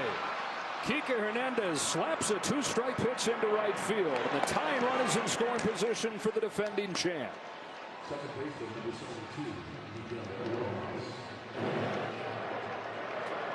Trey Savage has joined Sir Anthony Dominguez. Record-setting performance for the rookie the other night at Dodger Stadium. Ready to come out of that Blue Jays pen when John Schneider calls his name. Bassett running into trouble for the first time in this postseason, and the game finds Miguel Rojas, plugged into the lineup just yesterday. He's 6 out of 12 against Bassett in his career. And he takes one right down the middle. Couldn't believe he took that right there. Thought it might be aggressive, but looking for a particular pitch. Again, middle to middle in.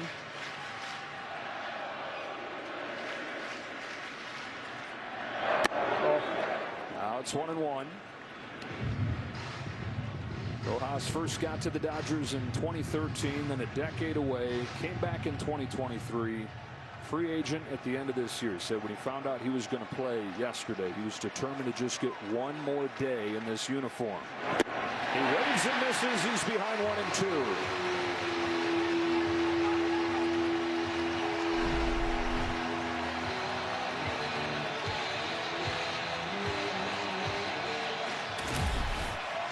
It's going to be emotion one way or another on this or the next pitch. Almost hit him. Ohtani waits on deck. It's either going to be the Dodgers' emotion or you're going to see Bassett show a lot of emotion.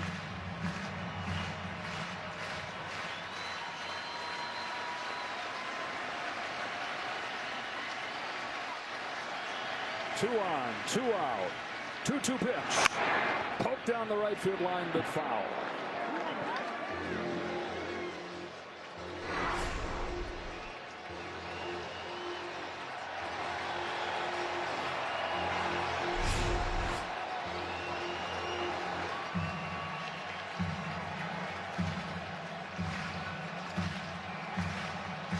A walk and 2 singles in this inning for the Dodgers. A run in the bank on the sac fly from Tommy Edman. Deuce is wild in the 6th. Bassett tries again. Rojas takes high and the count goes full. Runners get a head start and Ohtani's looming. Here you go. Rojas confident he's going to get a pitch to hit, knowing that Bassett doesn't want to face Ohtani. Here it comes. It is a bouncing ball up the first base line. Bassett is there, tags him in the line and ends the inning. Dodgers get 1 but strand 2. Game 7, a 1-run affair as we go to the bottom of the 6th. 2, please. Make that 3 with the Capital One Saver card. You earn unlimited 3% cash back on dining and entertainment. 3% cash back on salty, 3% cash back on... With 2 out in the 4th inning. And has not given up a run so far, trying to give his offense time to get back into the game. Clement's 1 for 2. Swings and misses. 1 ball, 1 strike. Just what we thought. It's going to be a tight game, and this game is... man, oh man, there's going to be a lot of moments where relievers are going to come in and see who does it better. 2-1 on Clement, who, a lot like the Blue Jays this season, has just kept on coming. He was a platoon guy to start the year, 240 hitter for his career. More and more time as the season went on. Used his glove, his versatility to get him into the lineup. Oh, no. There was one day in August where Ernie broke his hand. He still has that pad on his hand. And he sliced his foot open and needed 10 stitches the same day and never missed any time. That's the guy they love, Ernie Clement. On a 3-1 pitch. Has another base hit, another multi-hit game. Above 400 for the postseason, Ernie Clement.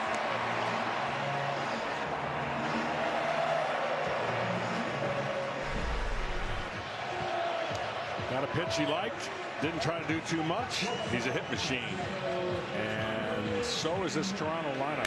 The reason they've been so good, and maybe not necessarily every game, but their 6 through 9 makes their 1 through 3 that much more lethal. Clement, by the way, won the race to Ty Rosarena for the most hits in a single postseason. Jimenez, who is a good bunter, squares. Oh, no. Yeah, if you're a pitcher going into this lineup, there's just nowhere to catch your breath. There isn't. And again, it's a total team concept. Putting the ball in play more than not. Now, they've been dominated by one pitcher. That's it. One pitcher in the postseason. Oh, no. 2-0. And I can make the argument with a lot of innings and game to go, but I can make the argument that if they were to win the World Series, they will have beaten the best collection of pitchers that I can ever remember in one postseason. Started with the Yankees, Rodon and Fried, Cam Schlittler. 3-0 as Jimenez tries to give himself up. And then to the Seattle Mariners, built on their pitching. They get through them in 7 games. This Dodgers starting staff came into this World Series on an historic tear up to this point. But outside of Yamamoto, the rest of the starters have a 7 ERA for LA. And the series right there, that's where you didn't anticipate the Blue Jays having the edge. They've gotten better starting pitching than the Dodgers have. Yeah, that is incredible when you think about what the Dodgers are rolling in. There goes Clement from first. He'll take it. And so he gets second without Jimenez having to sacrifice. Another guy that's been so good at driving in runs has a chance to do that here. Well, you can steal even if you don't get that big a jump on glass now. That's one of the weaknesses in his delivery to home. 3-2, Jimenez into right center field. Hernandez will not get there. And it's 4-2 Blue Jays. Andres Jimenez out of the 9th spot one more time.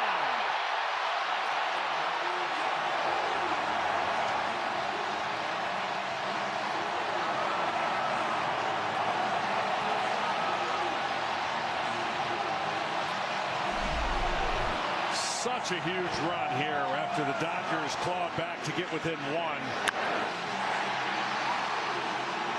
Mr. Runner in scoring position.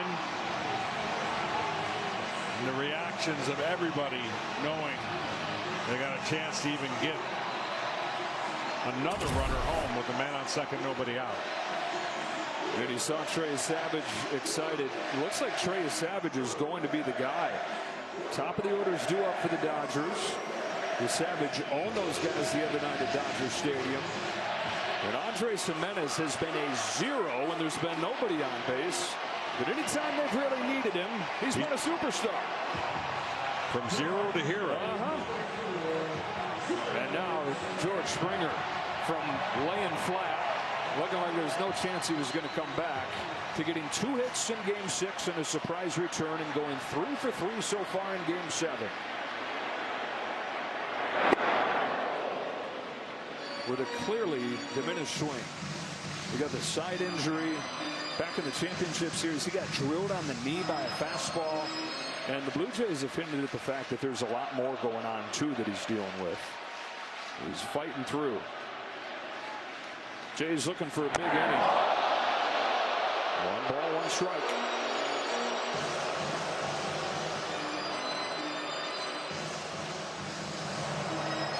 Emmett Sheehan.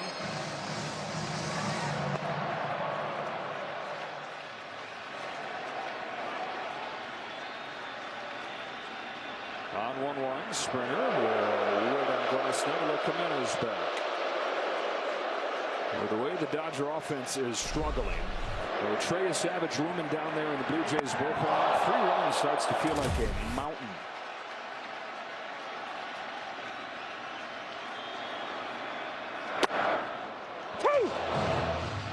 That was a really good pitch right there. And if Springer at all was trying to go the other way, that would have been the pitch to do it on. But outside sinker that comes back.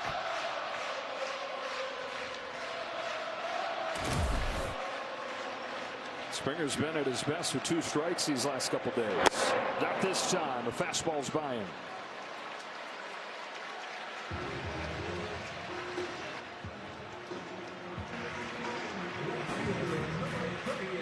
Oh, 1 gone in this 6th inning. Fox College Football Friday is under the lights in prime time this week. 23rd ranked USC in the nation's top offense, taking on Northwestern. Friday night, 9 Eastern, 6 Pacific on Fox. Back in Los Angeles. Jimenez at second, 1 away for Lucas. Fastball for a strike.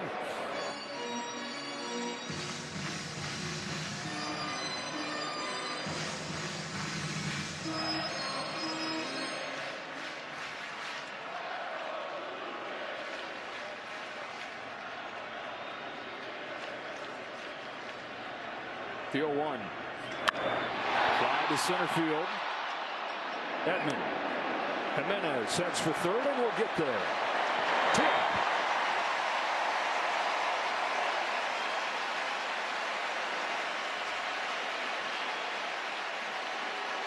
Well, anytime you reach this stage of the game and Vladimir Guerrero Jr. hasn't had a big swing yet, you start to think that's coming really soon. Yeah, and you know, Tyler Gostinow's done a nice job preventing so far that man on second, nobody out from scoring. Now you got 2 outs, man on third. And either Guerrero or Bichette, pick your poison. No, neither is easy. Jimenez running down that line, trying to strike last. Now it's outside ball 1. Dave Roberts picked the wrong poison back in the 3rd when he put Vladimir Guerrero Jr. on intentionally. And Bichette fouled it with his swing of the night, his 3-run home run. Guerrero chops it left side. Muncy cuts it off, takes his time, throws him out. Blue Jays get the run right back. They lead Game 7 4-2 as we go to the late innings, and we're back after a word from your local Fox station.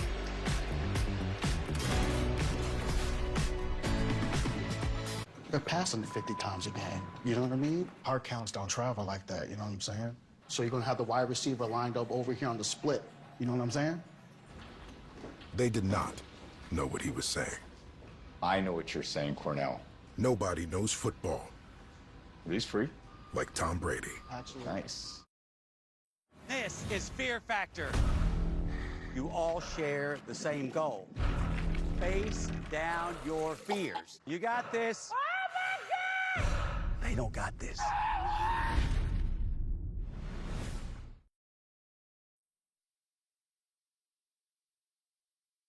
He's in there to face the top of the Dodger order, working out of the bullpen and stirring up memories of Madison Bumgarner more than a decade ago for the Giants. He had a shutout in Game 5, came back and finished Game 7.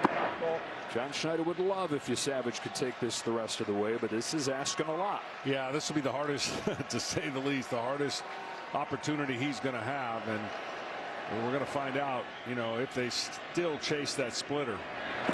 Because the biggest thing you got to understand about pitching every 5 days, yes, it's the 7th game, but a young man coming in out of the bullpen has got these adrenaline rush and maybe not quite the electricity and the way you'd want to be every 5 days. Trying to find his mark and does with a slider. That was the pitch that caught the Dodgers off guard in Game 5. They knew that his splitter was soft, but he threw that slider a bunch and to great effect.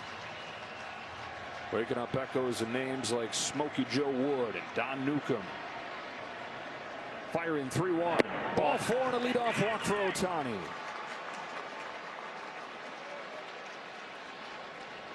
Will Smith heads up, and MLB Together is baseball's platform embodying the sport's commitment to philanthropic causes and mental wellness efforts by teams, players, and the league. To learn more, visit MLBtogether.com. It's the 3rd time the last 4 innings the Dodgers have had the leadoff man on.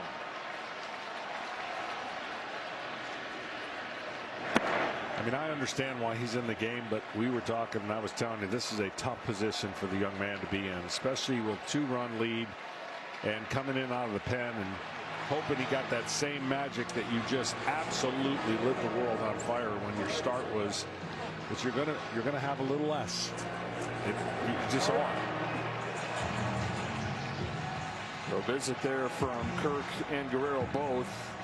And he's having to face some guys that have been in this spot before, have delivered in big spots before. Smith, Freeman, and Betts, none of them having big World Series, but all of them have had a big individual moment to this point.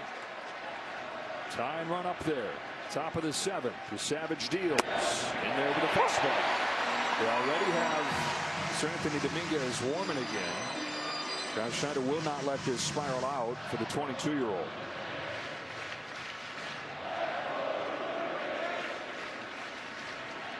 His 1-1 pitch is lifted to center field for Dalton Varsho.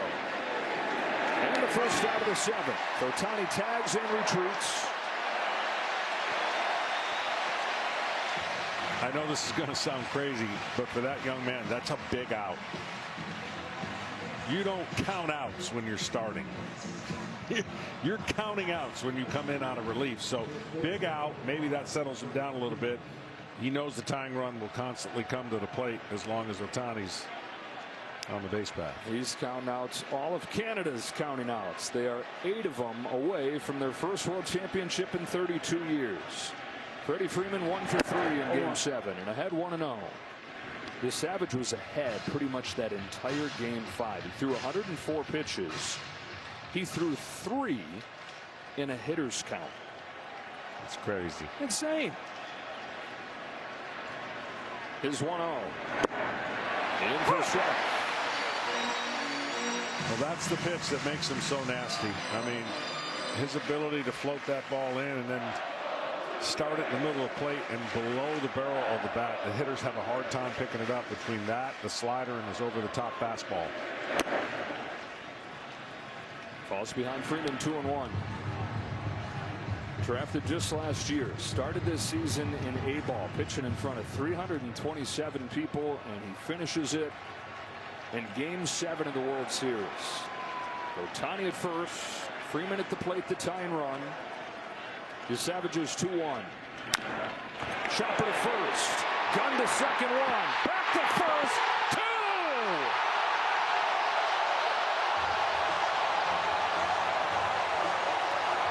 And 6 is the number for the Blue Jays. Away from snapping a 32-year drought.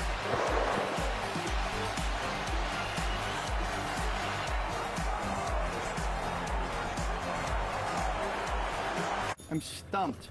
Friendly insurance lizard, first letter G. Geppetto? Come on, you just switched. Double play was. It gets Ohtani not to get back up if they get 6 outs.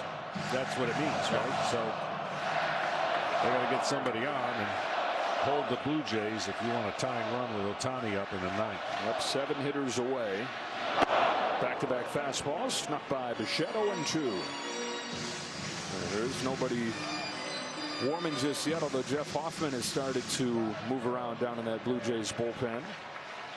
So Trey Savage will be ready for Betts, Muncy, and Hernandez in the 8th. 0-2 to Bichette.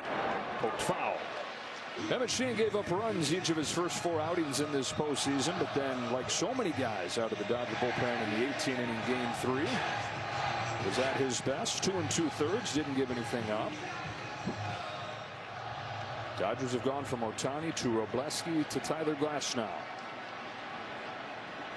Ohtani just did not have it tonight, starting on short rest for the first time in his career. 2 1/3, give up the home run to Bichette. And then the Jays getting a massive insurance run, taking it right back after the Dodgers had cut it to 3-2. Last inning against Glasnow. The 1-2 to Bichette. Got him with a high fastball. 1 away, and we look back at that twin killing that finished off the top of the inning. Yeah, I mean, high chopper. He's got to make the perfect throw, and he does. Easy for him to get back. And man, oh man. And his family's been along for the entire ride. Back to when he debuted. Scotiabank Arena is jam-packed for a watch party for the folks that couldn't get in here at the Rogers Center. Ball on Addison Barger. Vladimir Guerrero Jr. hadn't made his impact at the plate in this game, but he's done that spread every other night of this postseason. He's done it with his glove here in Game 7. Barger's handed the offense once again. 2 more hits. 2 hits in 6 of the 7 games in this World Series, and a pretty good MVP case for Addison Barger. It sure is. We've got a lot of choices. That's why this offense has been impressive.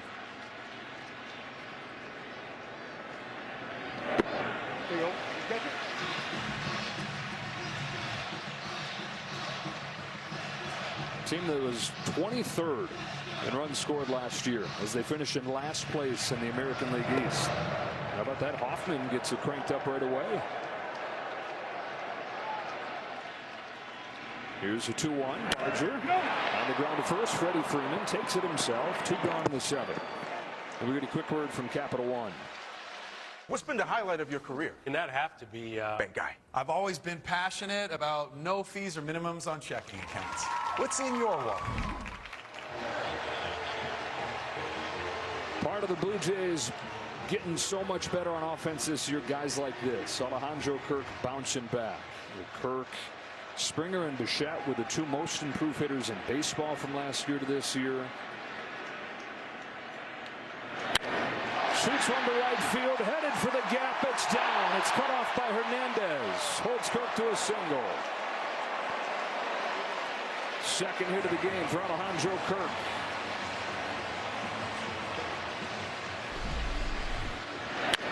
Loves hitting. Can hit to all parts of the field. And can get some of the longest singles in the history of baseball. We saw him get like a 400-footer back in the championship series. He don't care. No, take his hits any way he can get them. Jays 4, Dodgers 2, 2 gone in the 7th. Dalton Varsho, forget about the offensive numbers. His defense has been huge. The center point of this Jays defense that has not given up an error its last 11 games. The diving play that he made on Teoscar Hernandez back in the 4th. If he doesn't make that play, this is an entirely different game.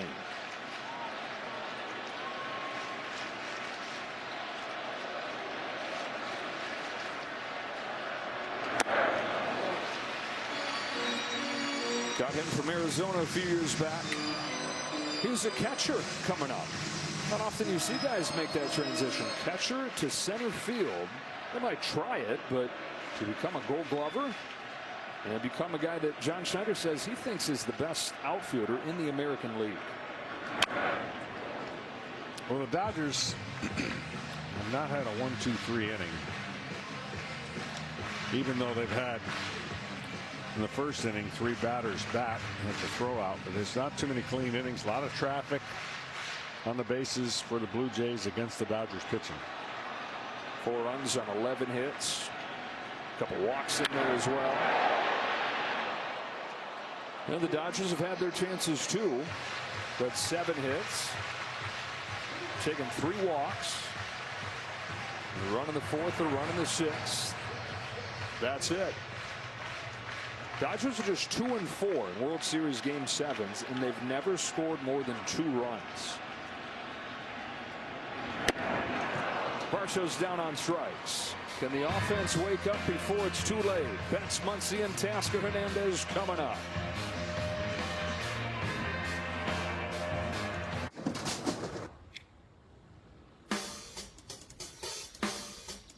Here we go. For 93, Dodgers trying to make it back-to-back championships themselves. We mentioned they're just 2-4 in World Series Game 7s all time, and the lack of offense has been the biggest reason why. It's taken complete game shutouts to win Game 7. Johnny Padres in 1955 at Yankee Stadium. Sandy Koufax on 2 days rest went the distance in 1965 in Minnesota. The offense again has fallen flat. Betts, Muncy, Teoscar Hernandez against the rookie Trey Savage. No balls and 2 strikes.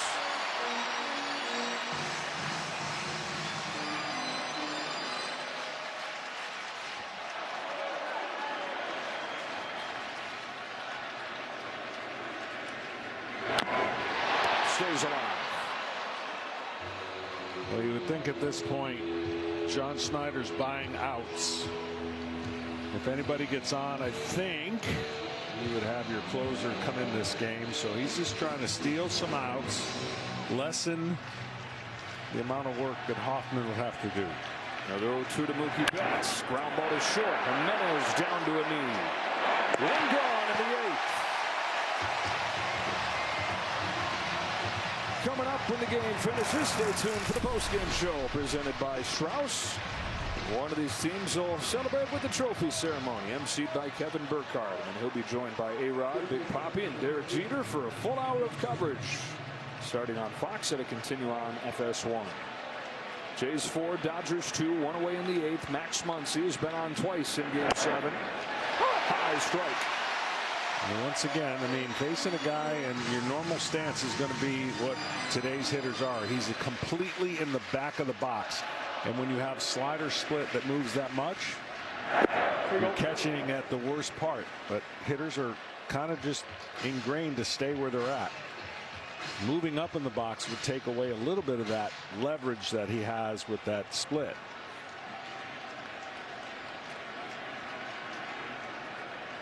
The 1-1 from the Savage. Muncy hits a high drive to deep right field, headed for the pole and gone. Max Muncy brings the Dodgers back to within 1 with a no-doubt shot. It's 4-3 in the 8th.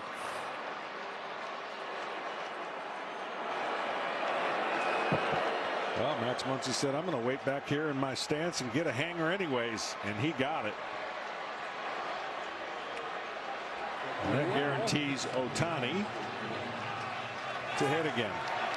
And it ties up the home run race in this ball game, but it's another night where the Blue Jays have hit the big home run and the Dodgers have gotten a solo shot. 8 of the 9 in this Fall Classic have been solo home runs. Back to a 1-run game in the 8th inning of Game 7. Teoscar Hernandez chases badly. Wanted to be the hero himself, wanted to tie the score.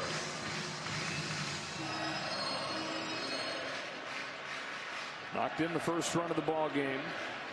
5 homers in this postseason. Cue shot, a lot of English on it. No big deal for Bo Bichette. 2 away. A look back at Muncy's homer.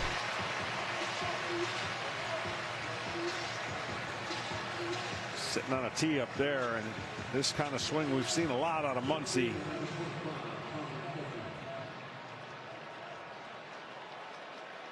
And that should do it.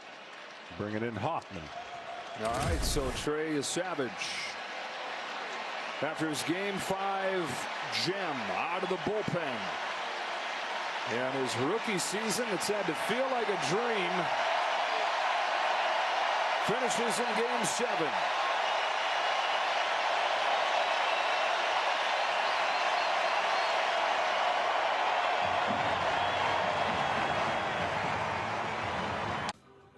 I got this old thing and the bill from the store where I got it. Figured you could beat it with a better deal than one of these big boys. That doesn't work that way. Just outside with his first pitch. Big part of this bullpen hitting its stride has been Jeff Hoffman hitting his. Really struggled in the second half of the season, but he's given up just 1 run in 11 games in this postseason. 2-0 on Tommy Edman. Him going more than an inning, no big deal. He's done that half his outings in these playoffs.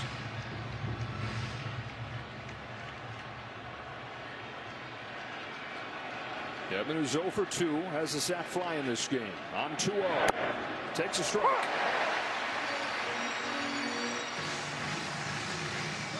Good splitter there on a 2-0 pitch. Snell and Yamamoto both warming for the Dodgers. Ground ball to second. Bichette's got it. To the bottom of the 8th. Dodgers within 1. 4-3 in Game 7. When things get tough, you don't go down easily. You keep pushing. If you've been diagnosed with metastatic PSMA-positive prostate cancer, had hormone... Another 2-hit game. He's set a postseason record with 10 multi-hit games. And he's tied Randy Arozarena for the all-time postseason record. 29 hits in 1 playoffs. Jimenez and Springer to follow. And then to the 9th, the Dodgers have Kike Hernandez, Miguel Rojas, and Shohei Ohtani. That guy. That guy. Yeah, he's looming. Started with that guy. Could it end with that guy?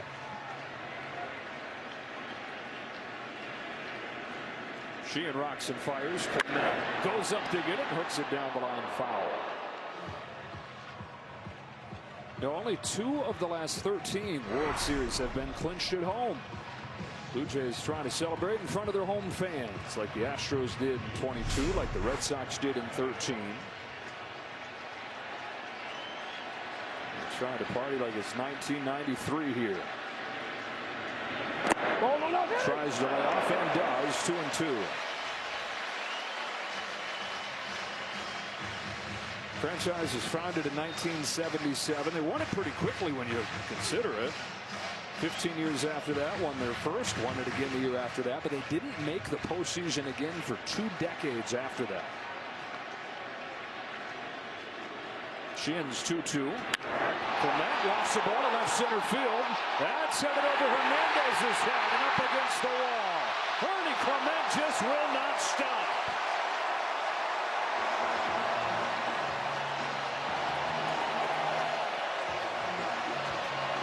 His 30th hit of this postseason, the new record. This guy's amazing.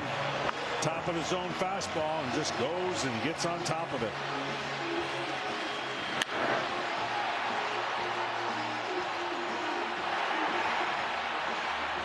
And he puts his hands up like Jordan. Ernie Clement is confident as they come. That's it for Emmett Sheehan. Dave Roberts going to bring in another one of his starters here. 4-3. Jays looking for the insurance. Here's to the stop that never stopped.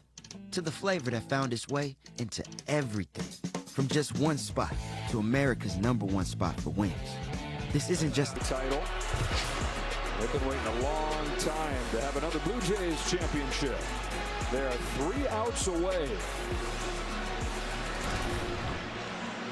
Joe Carter was the hero in '93. If this game holds up like this, Bo Bichette's going to be the name that they talk about. The 3-run home run in the 3rd inning. Guy that hadn't played in more than a month at the start of this World Series still can hardly run because of a bad knee. He could jog around the bases with that game-changing swing back in the third. It's a leadoff double for Ernie Clement here in the 8th. Blake Snell's on the pitch. He's going to have them fix the mound. He doesn't like the landing spot, I think. Or maybe it's a rosin bag. He has something that he's talked to the umpires about. Yeah, looks like going to have him fix that mound. You know, this is a franchise that has so many memorable home runs throughout its history. Added to during this playoff run, you had George Springer, his Game 7 go-ahead shot against the Mariners in the ALCS. Bichette, what he did today. Bautista with his epic bat flip in 2015. They only have so much room on the graphic, but 2016, Edwin Encarnacion had a walk-off in the wild card round.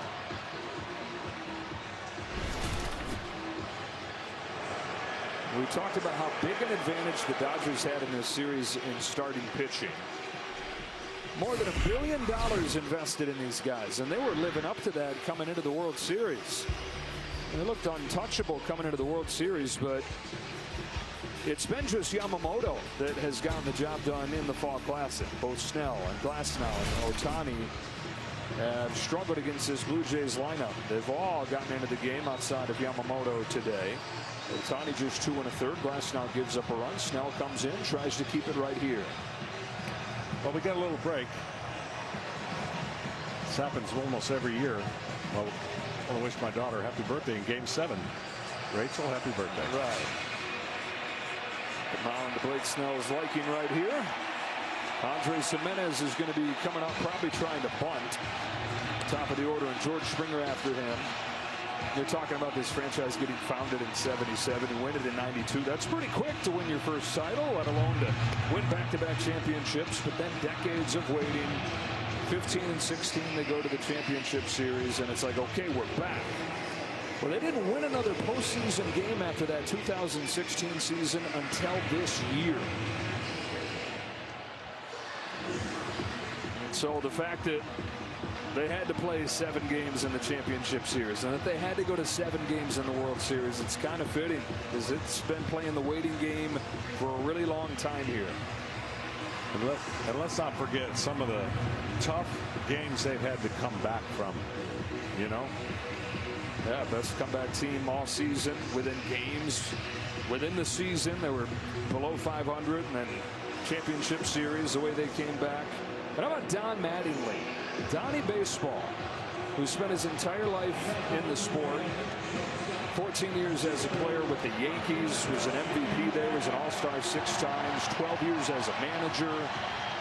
It's his 39th year in baseball. This is his first time in the World Series and is 3 outs away from getting a ring. Of course, that included time as the manager of the Dodgers. Corners are pinched in there. Convince Gimenez will square, and he does. Ball low. 1 ball, no strikes. Well, this bunt needs to go towards Max Muncy. And you can imagine Blake Snell's not an easy guy to hit off of. He's not an easy guy to bunt off of. But squaring around early, getting a sense of where that pitch is going to be, helps you recognize the strike zone.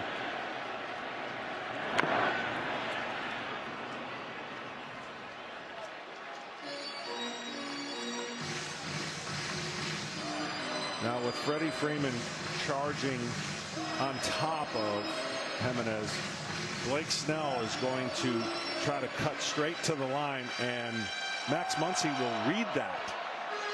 And if he thinks that Blake Snell can get it, he'll race back to third for the tag play. Clement, the runner at second. Nobody out here in the 8th. The 1-run pitch, pulls it back, slashes one to Muncy. Wow, he had to see his life flash before his eyes there. Oh, it's your worst nightmare when you're pulled in. I don't know how he caught it. Oh, my. One away in the 8th. Woo.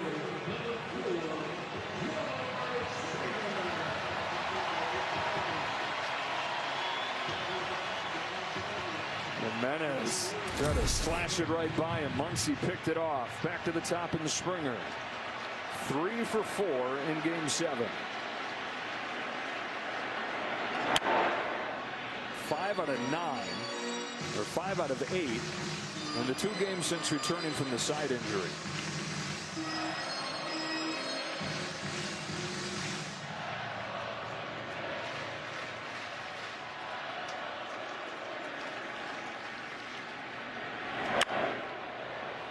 Springer's in his 5th year with the Blue Jays. He was good at first, but the numbers are going down and down and down, and bottomed out last year where he hit .220. He's 35 years old at that point, and it's like, well, maybe he's just, his best days have come and gone.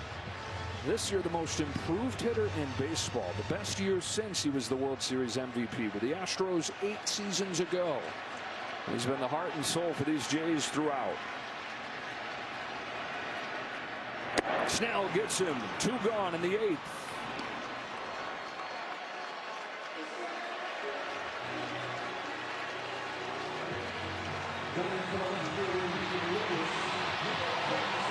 And a pinch hitter heads up there.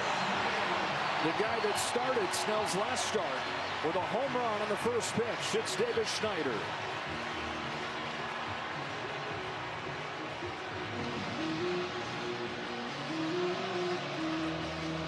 Pryor heads out there, says, yeah, I remember. I know what this guy does. There's the first home run on the first pitch of a World Series game since a guy named Derek Jeter did it in 2000. Game 4 against the Mets. Bang! Tone set. Ready for his fastball. 2 pitches after that. Vlad Guerrero Jr. hit one of his own. It was the first time in World Series history that a team went back-to-back to open a game. That was right after Blue Jays had suffered the 18-inning defeat that beat Shohei Ohtani the next day, wrestled the series back in their advantage with that Game 5 win. Massive insurance run out there at second. Baseball people say it starts to smell funny when you have a leadoff double like this and a narrow lead and you can't cash in. The Dodgers have Ohtani looming in the 9th inning.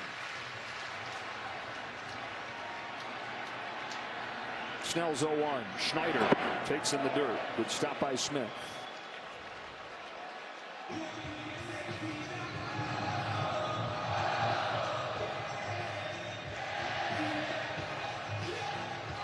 This game has had just about everything you could ask for both sides for a chance to really get the big hit and get some breathing room or get back and take the lead. It just hasn't happened. Ball 2 on Schneider. Vlad Guerrero Jr. waits on deck.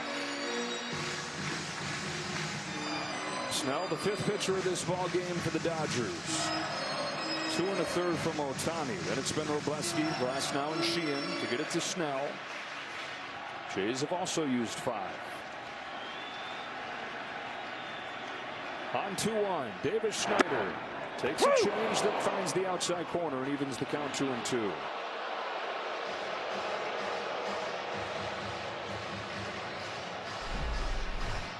Pitch was a little bit outside.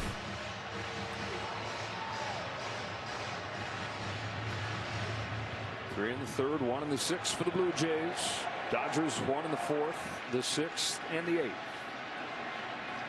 2-2. That's the inning. Blue Jays strand the leadoff double. Fasten those seatbelts to the 9th inning of Game 7. Ohtani's due up in a 1-run game. Can I help you, sir? Here's the bill from the dealership where I got my car, and I'd like you to beat it with a better deal on one of these fine cars. Not how it works. Verizon it is. Anyone can bring their AT&T or T-Mobile bill, and they'll give you a better deal. Isn't Verizon expensive? No. Better deal, best 5G network. I'll take this little red situation here. Don't call it that. Bring your AT&T or T-Mobile bill to a Verizon store for a better deal today. On your way. You're not as cool as Verizon. Wendy's has new chicken tenders. Crispy, juicy, tendery tendies. Ooh, that's fun to say. Tendies, tendies, tendies. And they're so good, maybe we should change our... For tendies you're gonna know by name, gotta be Wendy's.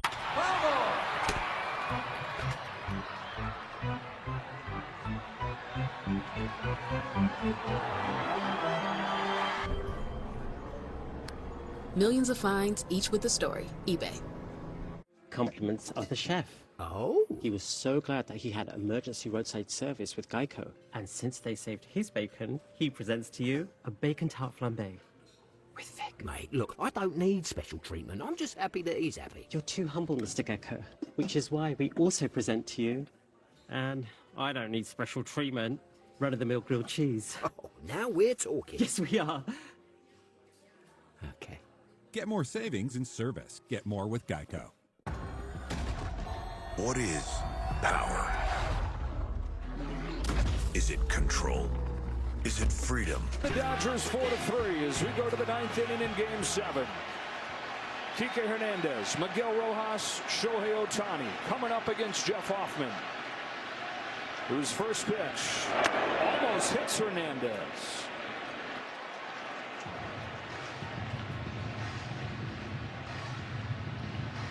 New left fielder, Miles Straw.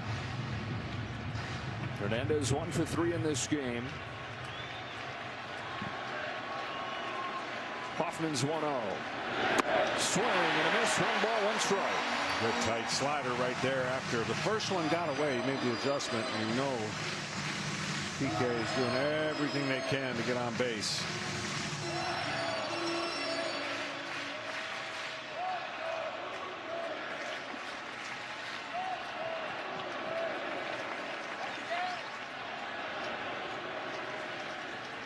One and one. Here it comes. Strike 2 on Hernandez.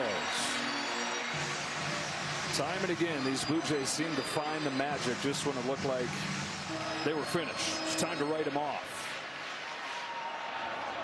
Dodgers force Game 7. Blue Jays in position to win it.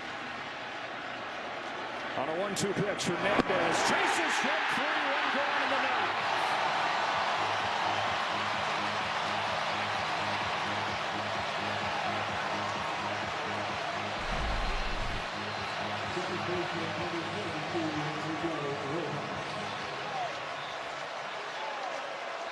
Well, they were the favorite when they won in 92 and 93.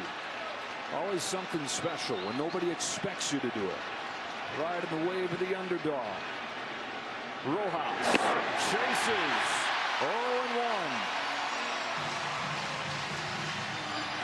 They call them the Glue Jays. A team in every sense. Every corner of the roster has contributed during this run.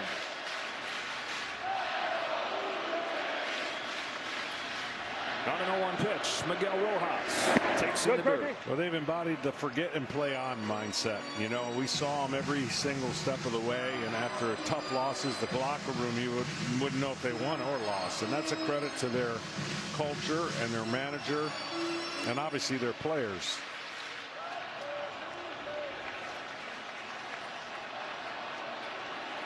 Ball and a strike on Rojas. Ohtani waits on deck as Hoffman throws. Rojas takes ball 2. Had to wait 32 years. Didn't clinch until the last day of the regular season this year. Went the distance in the championship series and have done the same in the World Series. Hoffman's 2-1. In the air, foul ground. That is going to reach the seats. Strike 2. John Schneider said, look, hopefully this whole thing ends in a World Series, but no matter how it ends, no matter when it ends, we've raised the bar so high here. Raised the standard so high. From last place last year, seemed like everybody was on the hot seat. Nobody was hot on the Jays. My, oh my, look how far they've come. On a 2-2 pitch, Rojas fouls it off and stays alive.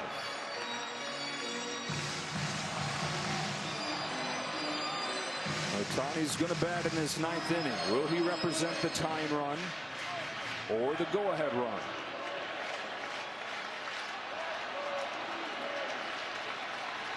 Another 2-2 pitch. Ball popped out of his hand and just missed. That's ball 3. Well, Hoffman knows this has got to be an action pitch, and what I mean by that, you got to make him put it in play. He's got to swing at this pitch, meaning it has to be close enough because you do not want to walk him. You do not mind giving up a hit right here. but it cannot be a ball 4. And then Ohtani comes to the plate. Payoff. Drilled to left field and deep. And gone! No way! Miguel Rojas!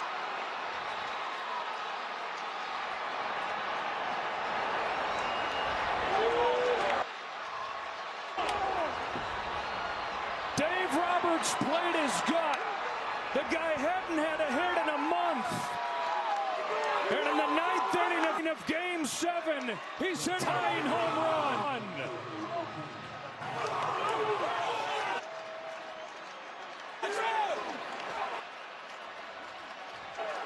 The most unlikely source has changed Game 7.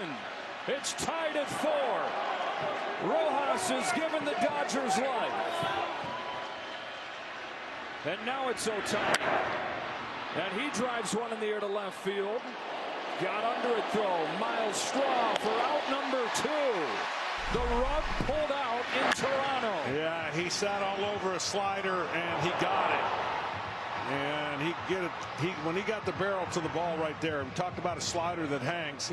Is the recipe for a fly ball. And you know that's a sick feeling right there for Hoffman, but an electric feeling for that dugout.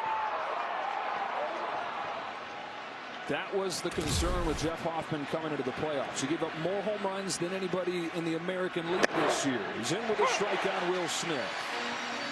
That had gone away. That demon returns at the worst moment, and Game 7 is tied. Miguel Rojas adds his name to the list of Game 7 legends. 0-2 on Will Smith. Now, which way this game ultimately turns will determine how bold that name stands up. First home run since mid-September, just the second that he's hit since the All-Star break. 0-2 to Smith.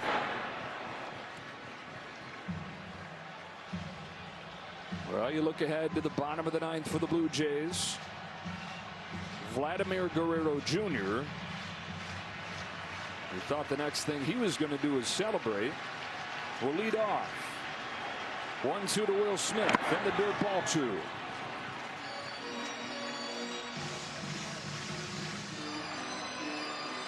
Pretty much the way the series has gone.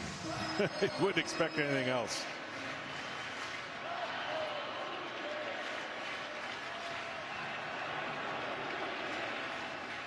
Two. Smith takes ball 3.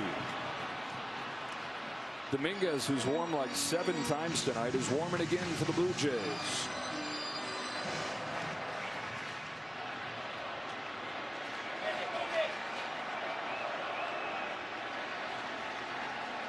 Payoff. Strike 3 call. Smith can't believe it, but neither can the Blue Jays. This World Series is still going. Guerrero, Bichette, and Barger coming up for the Jays after Miguel Rojas. Miguel Rojas, of all people. And this star-studded cast, this team full of MVPs, has provided the swing to save their season. Game 7 still going to the bottom of the 9th in Toronto. Let's go, bud. Hurry up. Come on. I'm a baseball dad.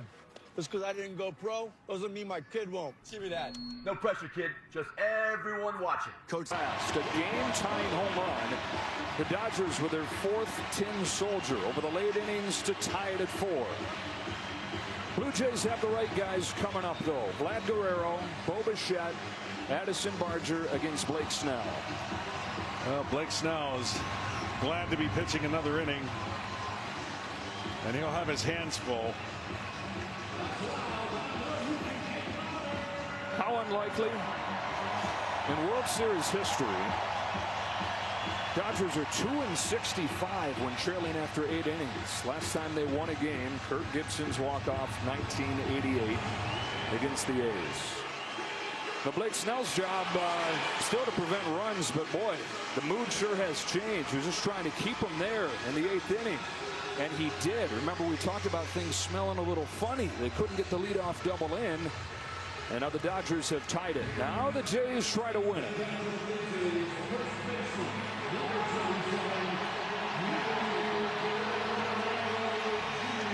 Speaking of dusting themselves off, we asked if they could do it one more time in this Game 7 after the Dodgers won Game 6. How about after the gut punch at the top of the 9th? Vlad Guerrero Jr. leads off Game 7, tied in the bottom of the 9th. And takes ball 1 from Snell.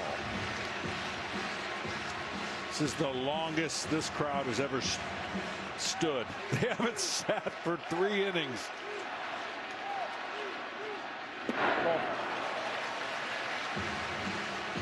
Been waiting 32 years.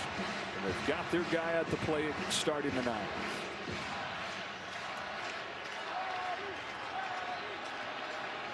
Vlad trying to join Mazeroski.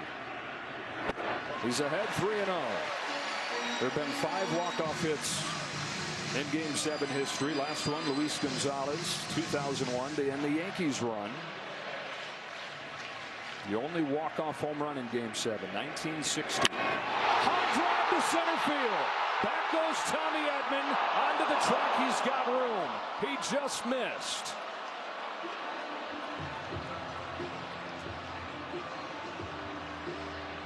One gone in the 9th. 3-0 changeup. He catches it off the end of the bat.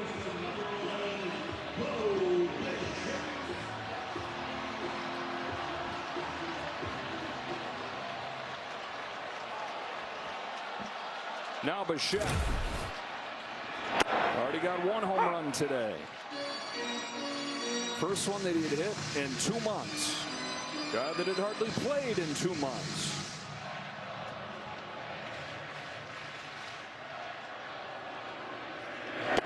'93, it was Joe. 25. Here's Bo.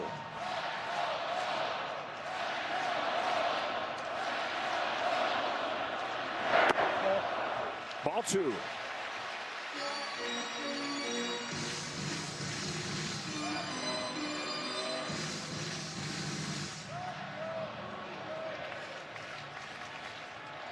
Blake Snell's 2-1 pitch to Bo Bichette. Line drive left field. That's down for a base hit.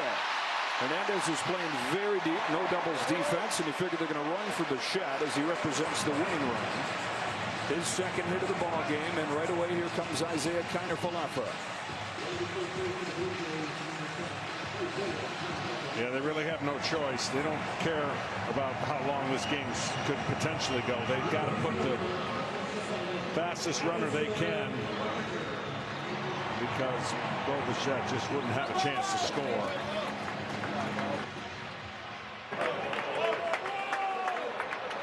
It's Barger who's made an MVP case in this World Series. Another 2-hit game today. And he takes downstairs. He certainly could seal the deal on that case. 480 for the World Series. Yamamoto warms.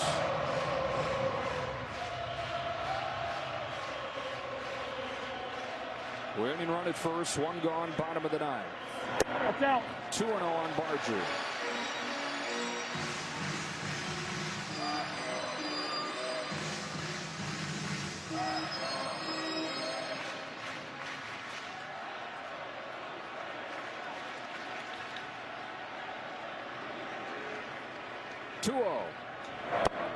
Breaking pitch curves in, strike 1. Blake Snell's looking for some redemption here. He's been so good in the postseason coming into this World Series, but then punched. 5 runs in both his starts. Out of the bullpen in Game 7. Delivers 2-1. Barger takes strike 2.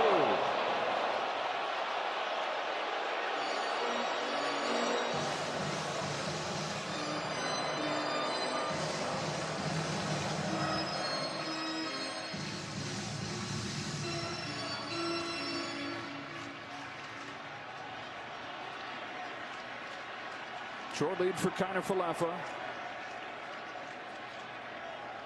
Here comes Snell. Wow, I don't know how he got to that pitch. It looked like it was almost going to hit him. My goodness.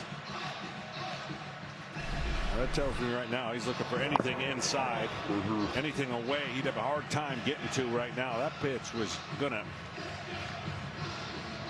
be a hard pitch for Will Smith to catch. Jeez. Man, that's hard to do. Speaking of Will Smith, not only has he come up with some big hits in this World Series for the Dodgers, he also is going to end the night having caught more innings in a World Series than anybody ever, surpassing Washington's Muddy Rule back in 1924.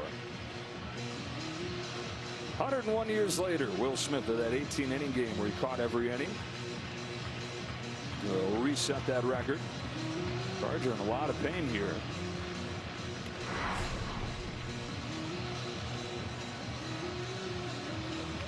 Well, as Game 7 wages on here late on a Saturday night in Toronto, reminds you again about the NFL slate coming up tomorrow. The big one is the Vikings and the Lions, and you can check your local listings for the game in your area tomorrow on Fox.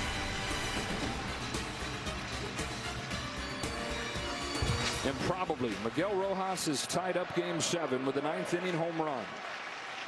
Jays have a runner at first and 1 out. Snell to Barger, a 2-2. Pokes it along third. It'll stay foul.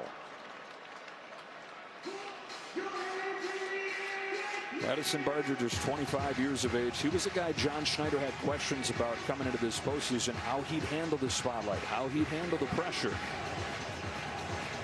Well, a close to 500 batting average in the World Series later, I'd say he's handled it pretty darn well. Bookending the season that started with him in AAA.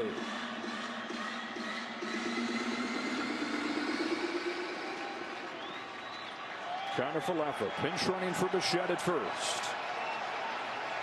Another 2-2 from Blake Snell to Addison Barger. Foul off. And he's putting up a good at bat right now.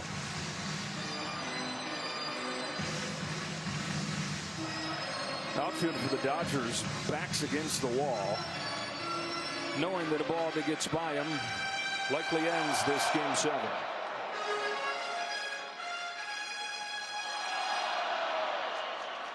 Pretty good arms in the corners. Tommy Edman in center.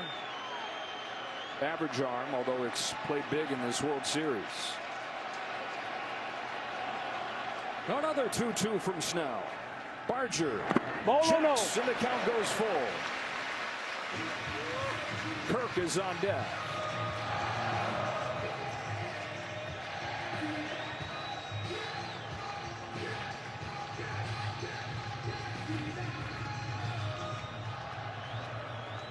It's like this place doesn't know how to feel. So close to exploding and celebrating. They're now hoping they'll get a shot. Payoff. It's out. Just outside for ball 4. Winning run in the scoring position. Man, what an at bat. I mean, Snell pitched him tough. Throws this on the outside part of the plate. It's a ball. But the fact that he didn't swing at it, and the guy who's on deck, who's the best at high fastball contact, and a guy you know can put the ball in play. Dave Roberts making his way out of the Dodger dugout. Yoshinobu Yamamoto, 24 hours after starting and winning Game 6, ready to do some heroic stuff. Coming on to face Kirk in a tie game in the bottom of the 9th. The Jays were this close. Home run from Bichette. Looked like it was going to be the one, but then somebody named Miguel Rojas changed everything. 2 on in the 9th. Back in a moment.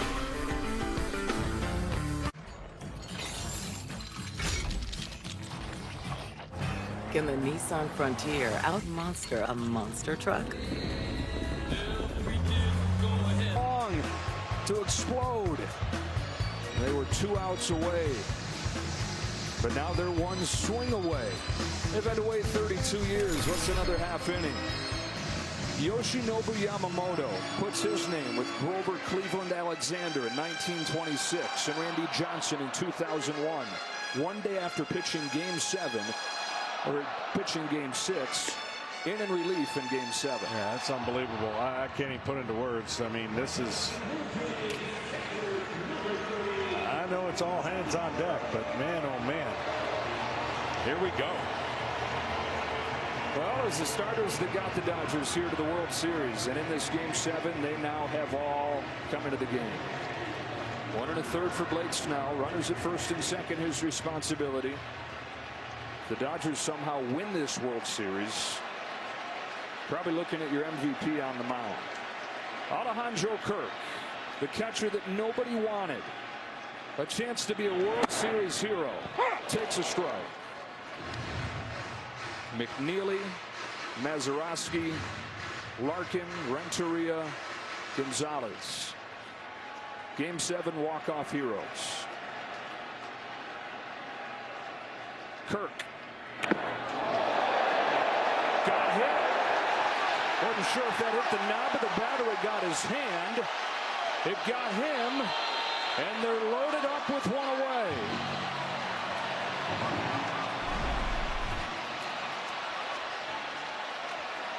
Has anyone walked it off with a sacrifice fly? In 1912, the Red Sox did it against Christy Mathewson, the Hall of Famer. Dalton Varsho with the bases loaded and one away. A variety of ways to become a World Series hero for Varsho. And they're taking a look at this to make sure that it was a hit by pitch. It was. Fans saw that. A great view up on the video board there. And so up comes Varsho. His impact has been with his defense. It's been a profound impact in this Game 7. Diving play that kept Teoscar Hernandez's ball back in the 4th inning from becoming a big hit. It was just a sacrifice fly with his diving catch.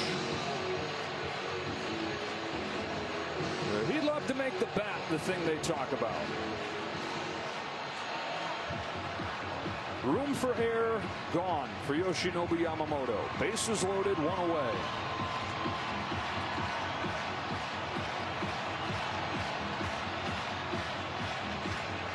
Andy Pages replaces Tommy Edman, getting the stronger arms out there.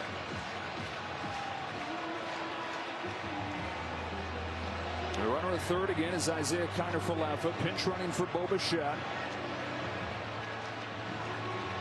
Dave Roberts letting the home plate umpire Jordan Baker know about the move. Single, walk, hit by pitch. It's getting a very Blue Jays inning feel to it. In an incredible inning.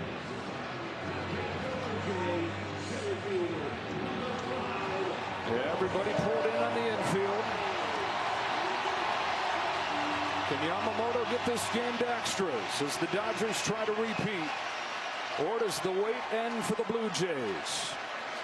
A moment 32 years they've been waiting for.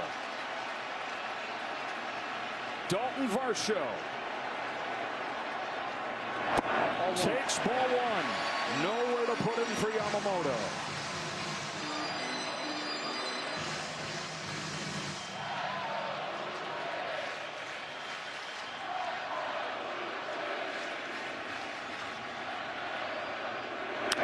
Bouncer foul.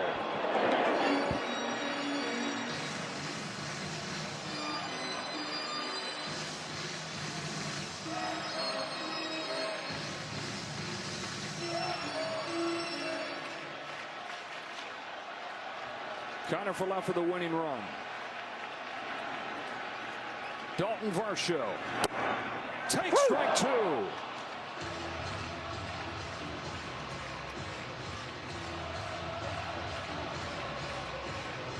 Hit machine. Ernie Clement waits on deck. Bases loaded, one out.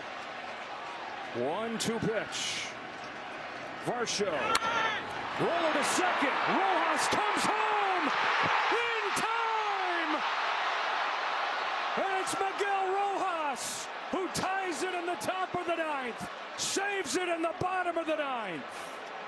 2 out.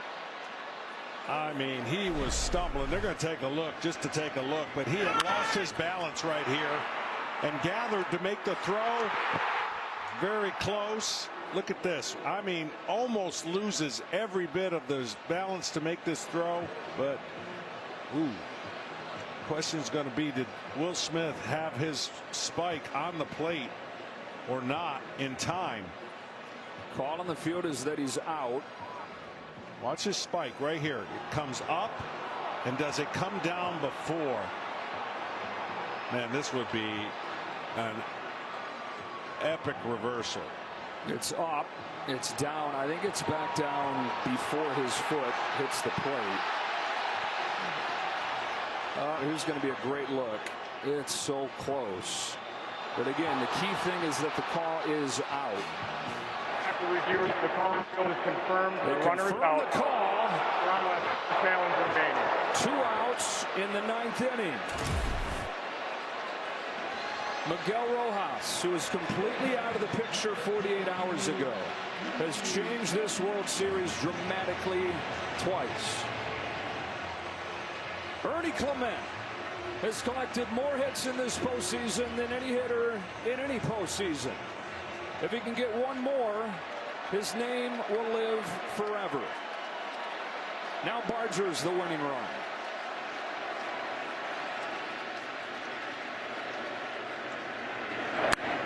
Fly ball to left field. Hernandez on the run with Pages over his head. Pages runs him over, makes the catch, sends Game 7 to the 10th. Incredible. Andy Pages, fresh into the ball game, steamrolls his left fielder, who is trying to play Willie Mays. Pages says, "I'm the captain now." And would you believe that this game somehow just keeps on going? Yoshinobu Yamamoto. Wow, says Will Smith and the rest of us. Known for pursuing your passions, no one wants to be known for cancer, but a treatment can be. Keytruda is an immunotherapy known to treat cancer. 1 out, the infield pulled in. He staggers, he steadies, he throws, and gets Isaiah Kiner Falefa. And then this most wacky play. Andy Pages runs over the left fielder, Kike Hernandez. And oh yeah, it was with Yoshinobu Yamamoto, who pitched Game 6 on the mound. Somehow, if the Dodgers win this, this will be a T-shirt, you got to believe. I think we're going to get a whole rack of T-shirts out of this game alone. Truck stick to save Game 7. Everybody's praying. Everybody's praying, and it's like God saying, "I'm just going to make this the craziest game you've ever seen. I can't decide whose prayers to answer." So to the 10th we go. The baseball season continues, and Freddie Freeman fouls off the first pitch from Seranthony Dominguez, who's been warming for like 3 hours. He has, and the only issue for Dominguez has been control with that fastball, and not putting any extra runners on base right now would go a lot for the blood pressure of everybody here and John Schneider. 1 ball, 1 strike on Freddie Freeman. Was a game-winning home run each of the last 2 World Series. Of course, his World Series Game 1 walk-off grand slam last year, 18-inning walk-off this year. Leading off the 10th, tied at 4, and lifting a fly ball to left field that sends him back, straw to the track, back against the wall. He's got it.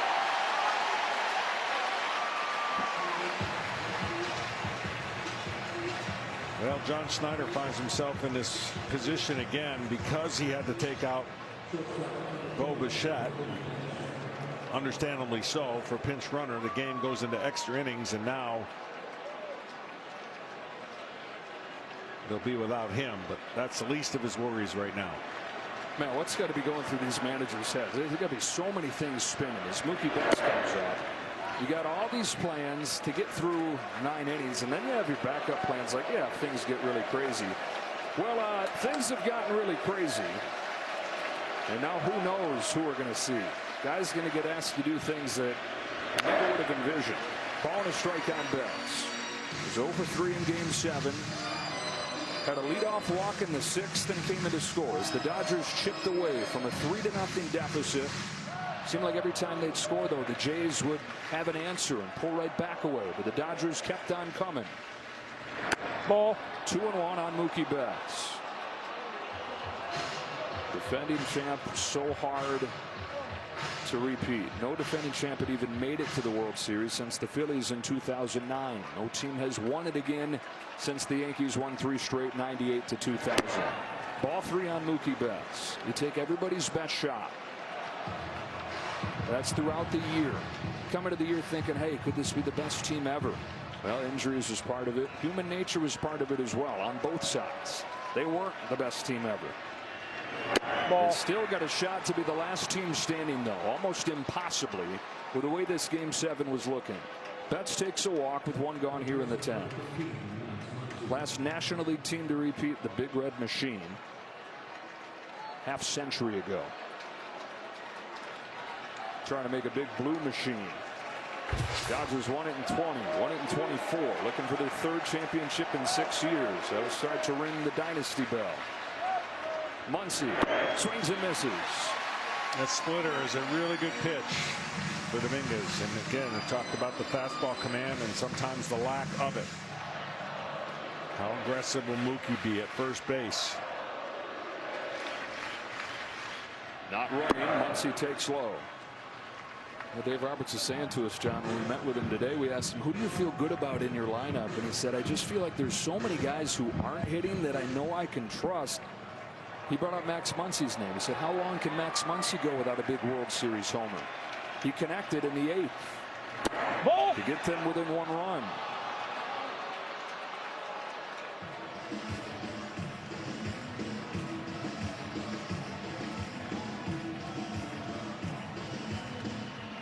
Dominguez, most experienced pitcher in that bullpen in the postseason. His 30th career playoff appearance.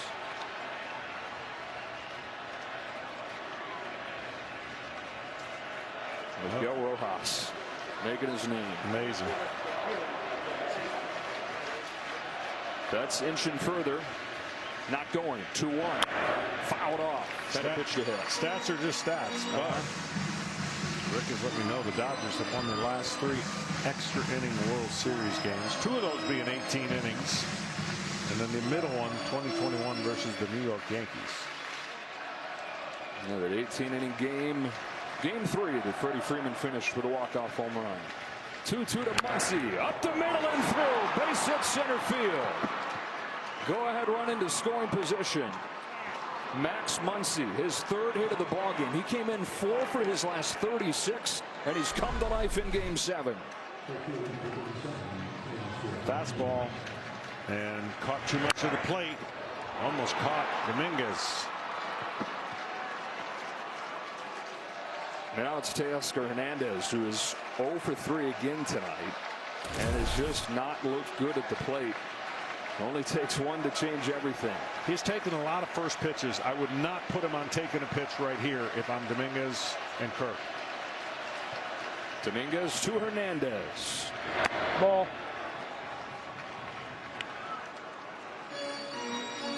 Dodgers have not led in Game 7. Mookie Betts looking for his 4th ring. The go-ahead run. 1-0 pitch. On the edge. 1 ball, 1 strike. Mookie's getting a huge secondary lead at second, putting a lot of pressure on the defense to kind of hold him as close as possible.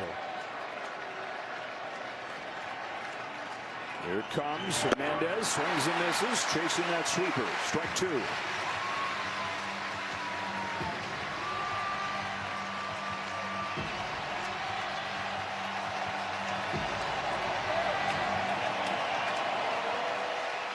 Bullpen's quiet.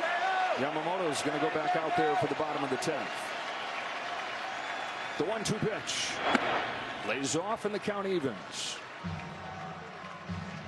After Teoscar Hernandez, it's Andy Pages, who was benched because the bat was so frail, but then plugged in just in time. I'm not sure Tommy Edman makes that play on his bad ankle.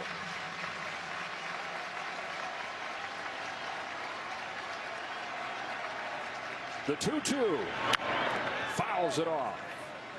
Dave Roberts pushing the right button. So I'm putting Rojas in there, putting Pages in there right before that play. Well, everything's set up again by that great play at second base. Not that easy when you stumble and you got to throw a dart to home.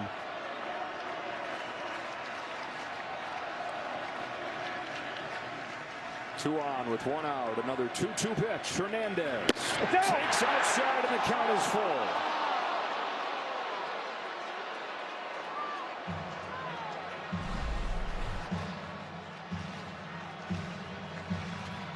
.99 and just a little bit off. That's at second. Muncy at first. The payoff pitch. Bases loaded for the Dodgers.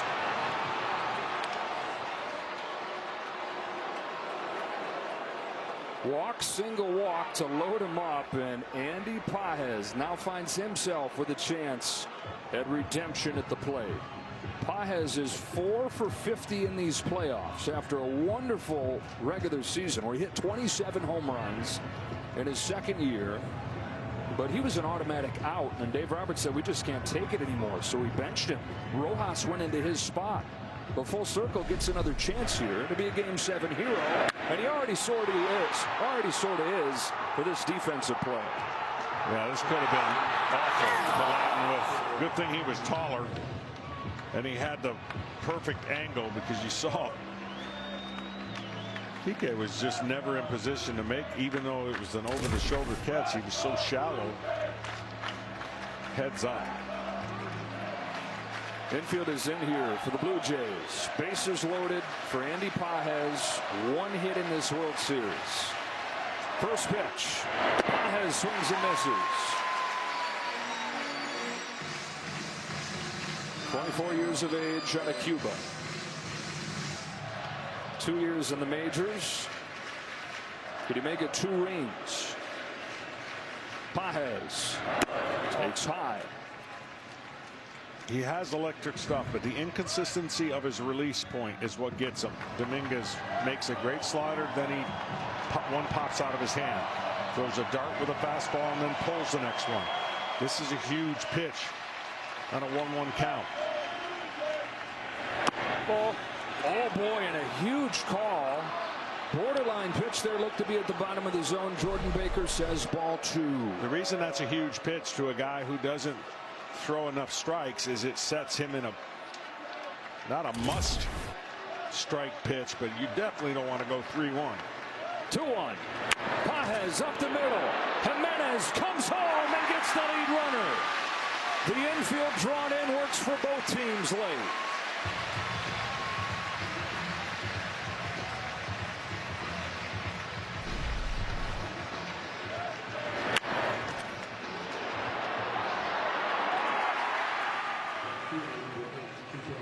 Hardest base to slide into is home plate. The reason being, obviously it wasn't close enough. It's hard to get your foot down on the solid plate versus a bag. It is up to Kike Hernandez. Overthrown, ball 1 for the Blue Jays in the bottom of the 10th. They have 9-1 and 2 coming up. Still nobody warming in the Dodger bullpen. It'll be Yamamoto. Jimenez, Springer, and then Straw. Ball and a strike. What a big pitch. 1-0 right there. Slider. Tendency to go right back to that slider.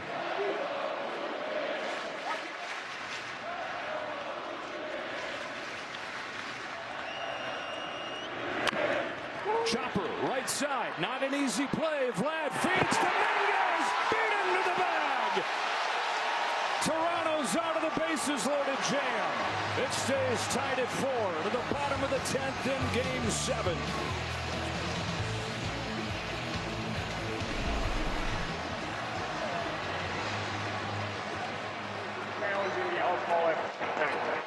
And as you hear the crew chief Mark Wegner tell us, the Dodgers are challenging. As you saw on that replay, this should be a quick review. Presented by Zoom.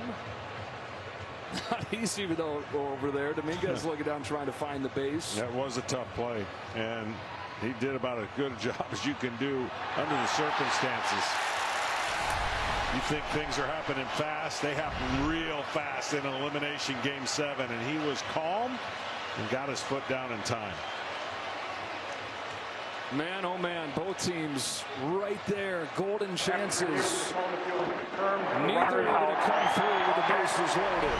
It was the Jays' opportunity in the bottom of the 9th. Nothing. Dodgers top of the 10th. Nothing to the bottom half.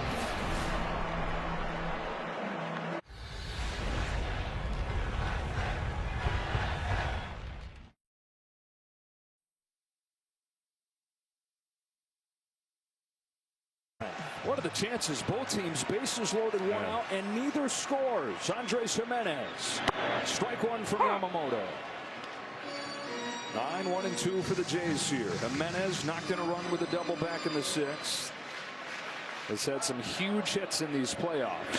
The 9-hitter for the Dodgers that tied it in the 9th. The 9-hitter for the Blue Jays leading off the 10th. And what Yamamoto's doing is on sure adrenaline. It's unbelievable to think that he could be in this game, in this situation, after pitching 96 or so pitches. Bouncing ball right side. Rojas charges, shovels it on to first, one away. They got to pick on a new guy. Rojas is making all the plays. That's right. Yamamoto 96 pitches in game 6 after the complete game in game 2. In 1926, Grover Cleveland Alexander, complete game, and then the next day 2 1/3 to finish off the Yankees. He was 39 years old when he did it. Springer, onside, ball 1. Randy Johnson did the same thing for the Diamondbacks. 7 innings in game 6 in 01, and then 1 1/3 out of the pen to get the win in game 7.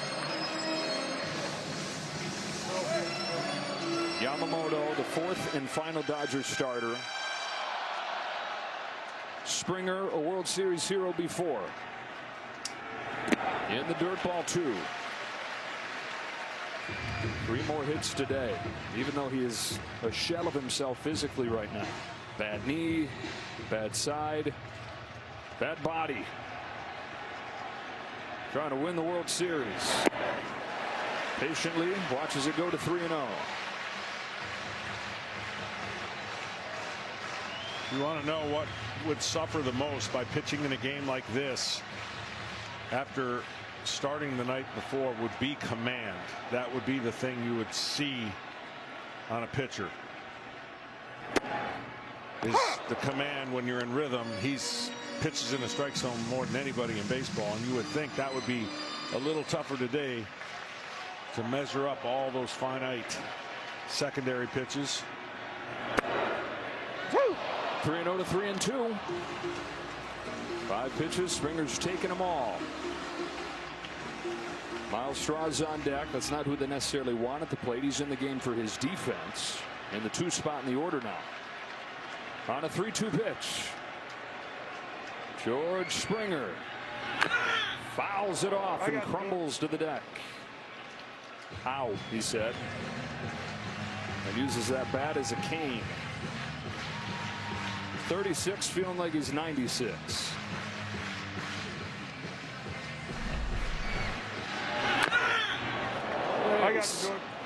Adds a bruise. Another 3-2. Springer swings and misses. Strike 3, 2 gone.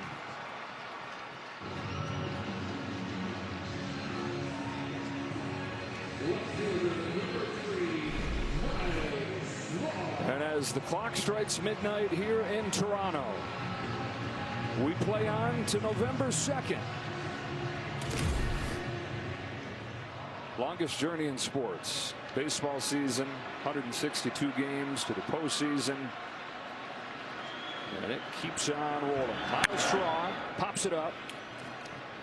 It's going to find the seat, strike 1. Well, 16 1/3 innings out of Yamamoto and still no walks, which is impressive beyond belief. Miles Straw's looking for a moment. Shane Bieber getting ready.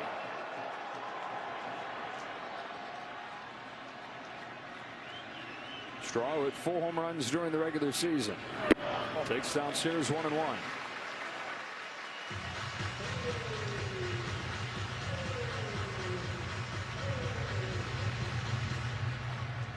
Yamamoto hardly sweating. Here's his 1-1 pitch. In the air to right field. No big deal for Teoscar Hernandez. And game 7 moves along to the 11th inning. This is a night they're going to talk about for a long time. No matter how it finishes, no matter who the last hero is, we've already got a handful of them. 4-4 after 10 in game 7. When love runs high in this time, give it to me easy. Introducing the Acura ADX. Flu symptoms with NyQuil Intense Flu. You do got this. NyQuil Intense Flu. The nighttime sniffling, aching fever. Best sleep of the flu. Medicine. La playa is Spanish for the beach. If you can't remember that, the word Corona also works. Corona, La Playa awaits. Game 7 tied at 4 to the 11th inning. It's the third game 7 that's gone 11 innings or more. In 1924, the Washington Senators beat the Giants in the longest World Series game ever. That went 12. And we welcome you inside here. This season just keeps on going. Game 7, a gift to even have it. And it's a gift that just keeps on giving here. It does. And I said in the beginning the managers were going to be a high stress situation, and you couldn't put them in any more stressful situations. And listen, this is a game where everybody knows you're gonna put forth your best effort. Somebody's going to be severely disappointed, and somebody's going to be remembered for the rest of their time in that city. Shane Bieber, who is not part of the A plan or the B plan or the C plan. We are no longer on those plans as Miguel Rojas taps one left side, charging Clement, fires it over the first in time. Well, Bieber was the winner in game 4, 5 1/3 innings, gave up just 1 run. Deadline pickup for the Blue Jays, coming off Tommy John surgery, hadn't pitched in a year and a half. 7 starts in the regular season and on to the postseason, his 5th appearance. He retires Rojas and now faces Ohtani. Long time ago, Shohei threw the first pitch for the Dodgers. Breaks his bat on a 1-hopper to second. Counter for Alpha 2 out. You know how much stress relief that is for Shane Bieber. I mean, he knew coming into this game he was going to face that guy. He made an incredible pitch that broke his bat. Cutter on the inside part of the plate where Ohtani loves it. This thing just eats up the bat, and a soft out and a big relief from this crowd and I'm sure Bieber. He's gotten the first 2 outs on 3 pitches. Will Smith in the dirt, ball 1. Smith is 1 out of 5. Doubled and scored the first Dodger run. Vladimir Guerrero Jr. will start the bottom of the 11th. And right about now, each guy down there is wondering who's next. Who, me? Me? You want me to get up? I think I was pitching today. Well,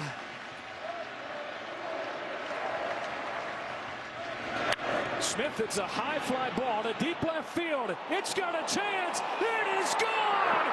It's Will Smith in game 7.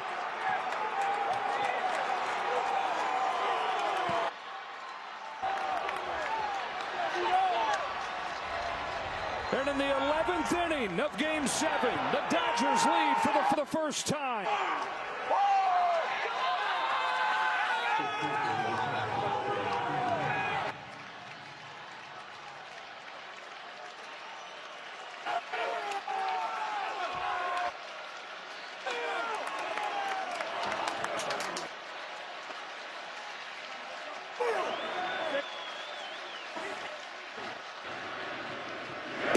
Ball on Freeman.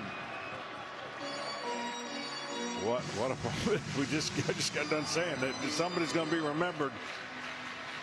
It could be Will Smith. Second home run of the postseason.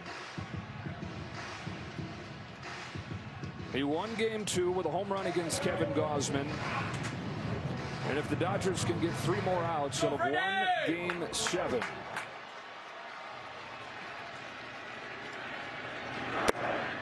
And he's caught every inning in what is the longest World Series by innings we've ever had. 121st playing at the Fall Classic. 3-1 on Freddie Freeman. The Dodgers' 3rd home run of this ball game. It's the 3rd solo shot, but when you stack up enough of them,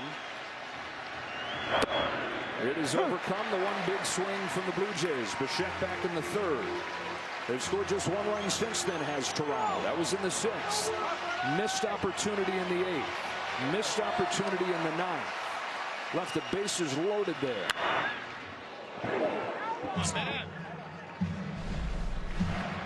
Hanging breaking ball. Slider right there. He knew it. Say go ball.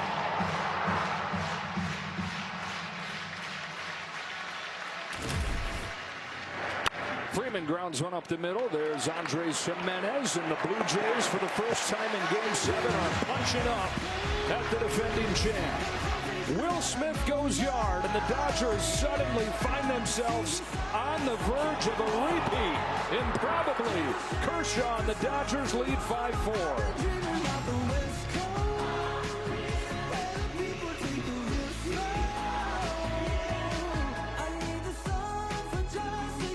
Influencers aren't new. Don't call it a comeback. I've been here for years. In 1941.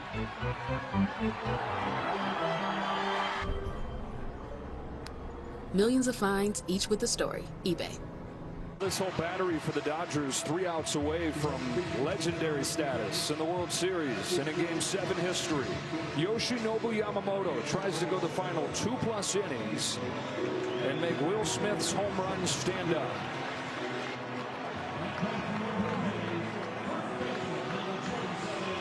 Defensive changes behind Yamamoto in the outfield and the infield. Dustin Dean is into the game in center. Pages over to right. Kim has replaced Rojas at second. Now Guerrero.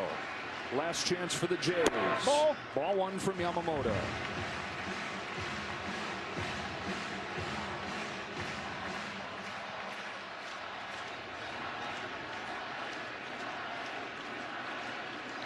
One-0 pitch.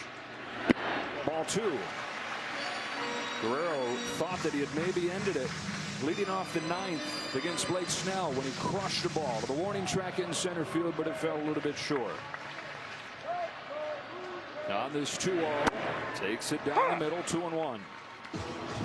Haven't seen many curveballs from Yamamoto. That's a pitch. He got a big out last time he faced Guerrero in his start. Fastball speeds in there, 2-2. This guy, I know he sweats, but you never see it. And he is just making pitch after pitch when he has to. Ball. Inside, and the count goes full. Jays took the lead in the 3rd inning. Had it until the 9th. Dodgers tied it on the Rojas home run. Now the Smith home run has LA in front. Guerrero hooks one down the line towards the corner. It's a fair ball. It's extra bases. Tying run in scoring position in a flash.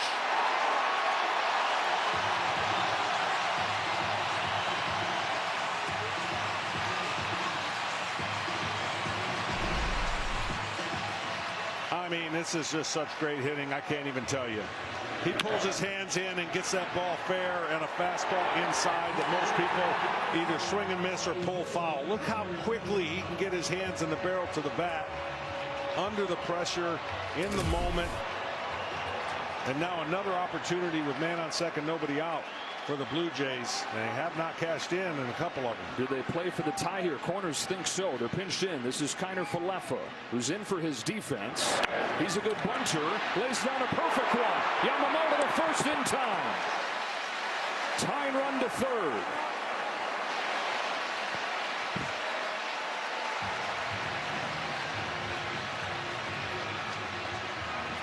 Addison Barger to the plate. Art Pryor, interpreter Will Ayrton, out to talk with Yamamoto, Roki Sasaki, and Clayton Kershaw.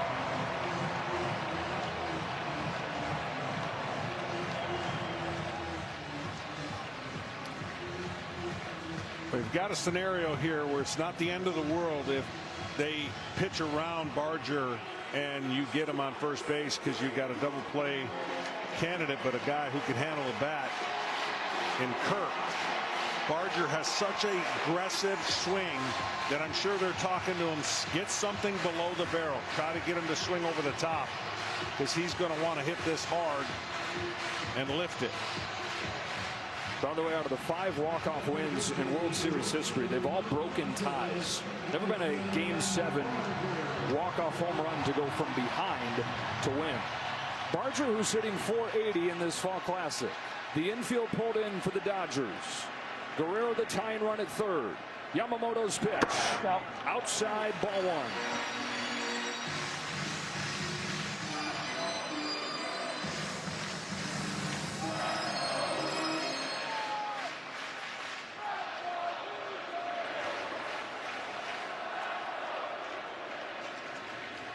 The 1-0.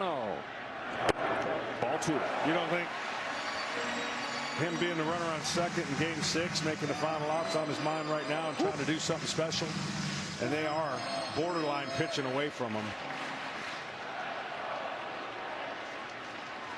On a 2-0 pitch. Barger takes high,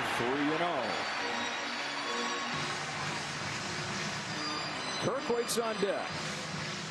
He's got to think off speed. Even 3-0, if you got the green light, you've got to think off speed. Green light to try and win the World Series. Instead takes ball 4. So, tying run 90 feet away, winning run on base. Alejandro Kirk coming up.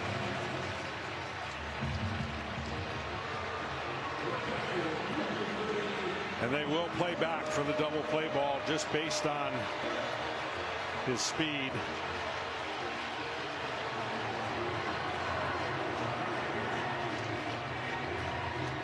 World Series could end on one swing in either direction. Home run wins it for the Blue Jays. Ground ball wins it for the Dodgers. Kirk, the captain, pokes it foul.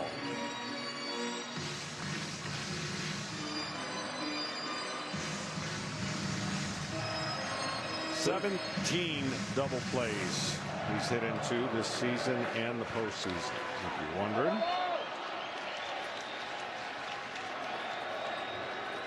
On an 0-1 pitch, Alejandro Kirk has a curve land in there, strike 2. And there's that breaking ball. That whenever he goes to that pitch, it's a built-in change of speed and makes the hitter buckle.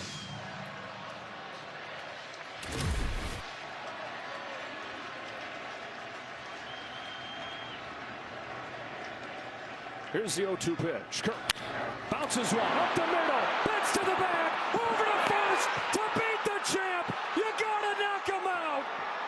The Dodgers stand tall and win back-to-back titles.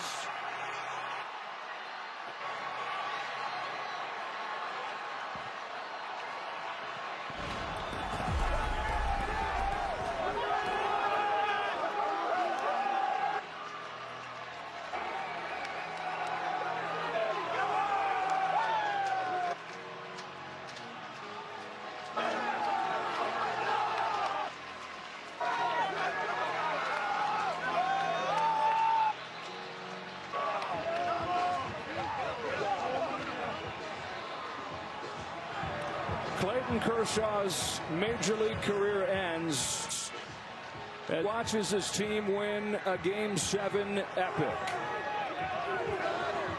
It didn't look like they had any shot in this one until the very end, when an unsung hero, a most unlikely hero, Miguel Rojas, tied the game with a home run. With all the focus on the man that was on deck, Shohei Ohtani. It was Rojas who delivered the shock. And then it was Will Smith who delivered the game-winning home run in the top of the 11th inning. And Yoshinobu Yamamoto, legendary stuff, wins 3 games in this World Series. A complete game in Game 2. His team faces elimination in Game 6. And then like Randy Johnson, like Grover Cleveland Alexander, like some of the all-time greats, Yoshinobu Yamamoto finishes off Game 7. Unbelievable. That's just the only word I can say. Unbelievable. People who have pitched, they will appreciate that more than anybody else. 5-4 in Game 7. Down to Ken Rosenthal. Thanks, Joe. Will, congratulations. That was one of the great games in World Series history. You guys were down 3-0. You were 2 outs away from defeat. How would you describe what this team accomplished? Man, these guys, special group of guys, man.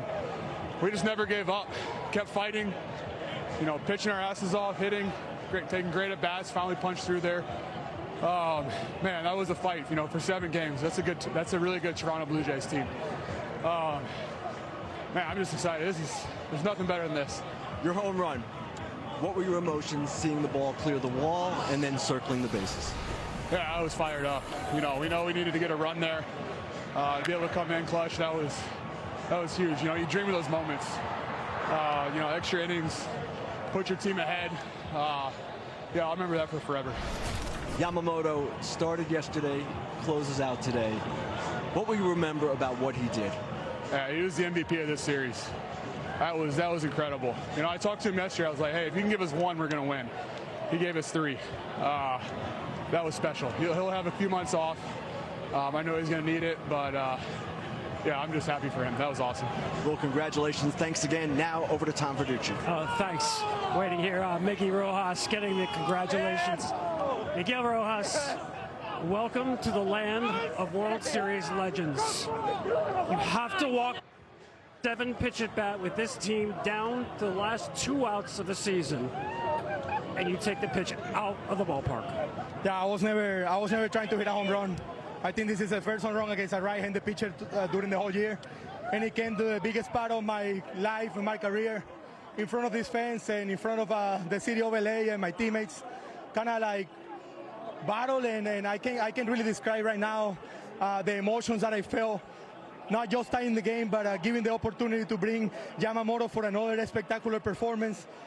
That guy is everything that you can ask for.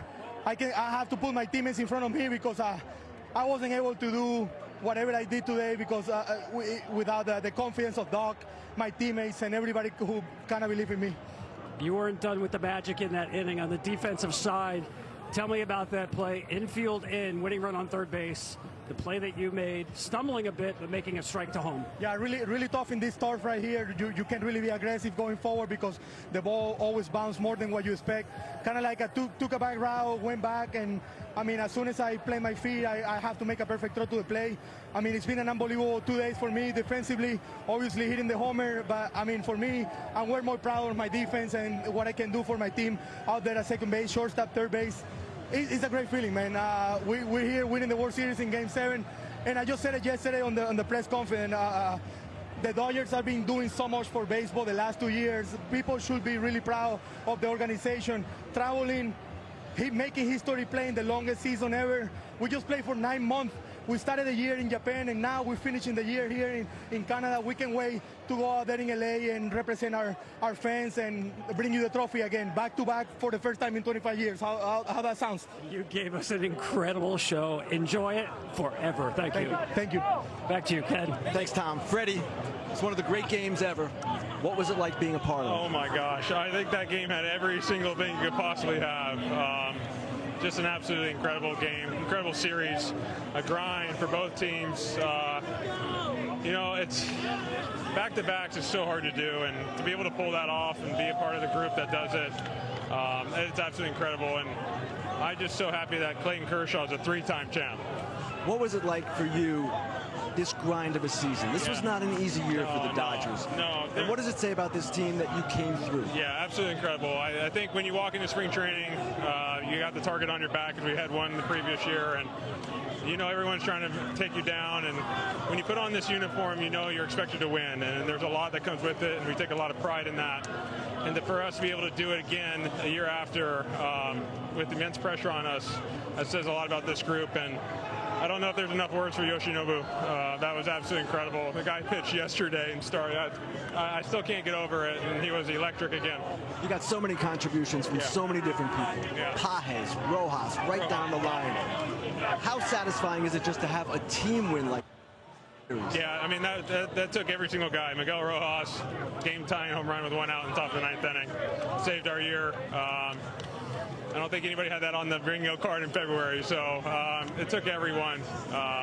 Max Muncy had a massive game today. He got us a run in that. Yeah. Hold on, Kike. Hold on. He's about to attack me. So everyone took it. I mean, our pitching staff, everyone. I'm just so happy. This is so hard to do, and what's so cool is we get to use the same narrative next year because the Yankees are 3-time back-to-back, so we get to use that same narrative next year. Freddie, thanks a lot. Congratulations. Joe, back to you. All right, Kenny, as the Dodgers become the first team since the Yankees to repeat as champions, a broken bat finishes off Game 7 of the World Series, and Mookie Betts have made the transition to short this year with a double play that ends a classic. It was a classic, and I said somebody's going to be severely disappointed. The Blue Jays, it's going to take a while to get over this game, but they had an unbelievable year. This was an unbelievable season and a series I'll never forget. There's so many plays you can't even go over them, but the Dodgers got to do something that a lot of people don't do, and that's defend, and you got to tip your hat to them. 5-4, the final in 11 innings in Game 7. Right after the break, it's the Strauss postgame show with the trophy ceremony for the world champion Dodgers. Dave Roberts' club finds a way to do it again.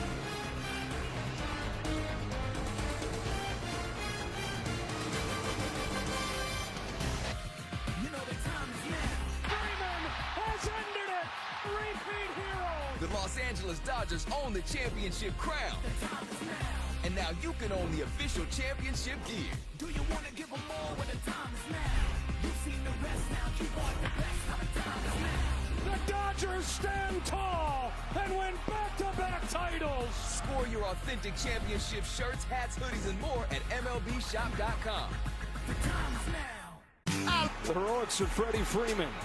Walk-off grand slam in Game 1. They beat the Yankees pretty quickly. 1 in 5 games in New York.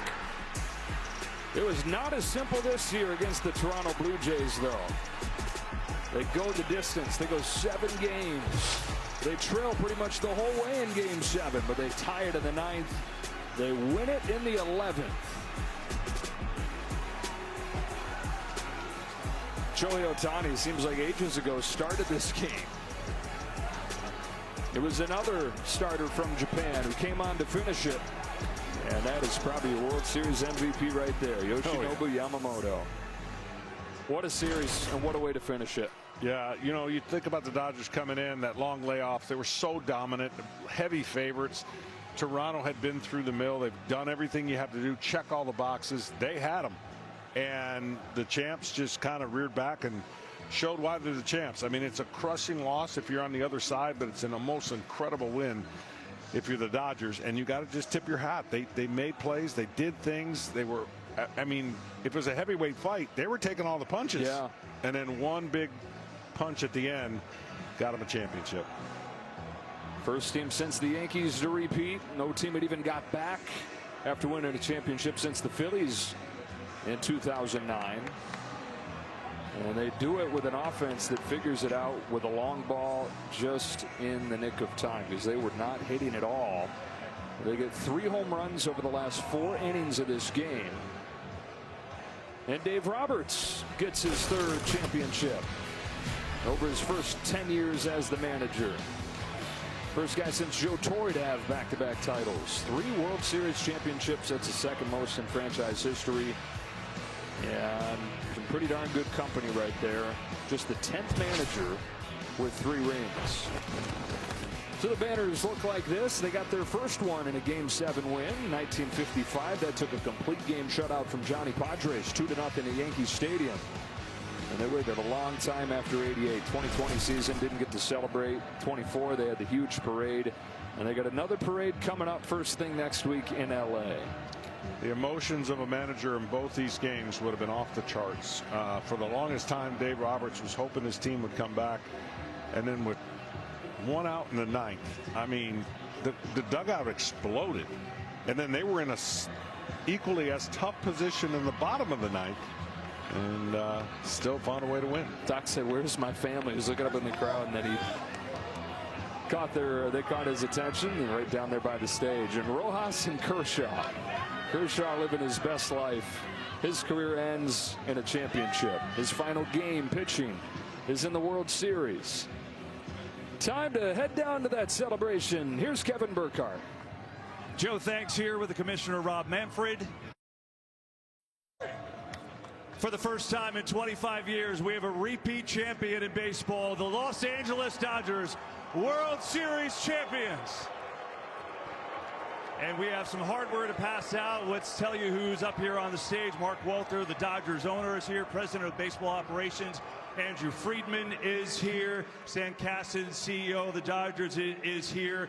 And Brandon Gomes, the GM, is here as well. Manager Dave Roberts, you know him. And away we go. I think it's time for the Commissioner's Trophy. Rob, it's all yours. On behalf of Major League Baseball, I want to congratulate the entire Los Angeles Dodgers organization on an amazing win. And it's now my pleasure to give the Commissioner's Trophy to Mark Walter and the 2025 World Series champion Los Angeles Dodgers.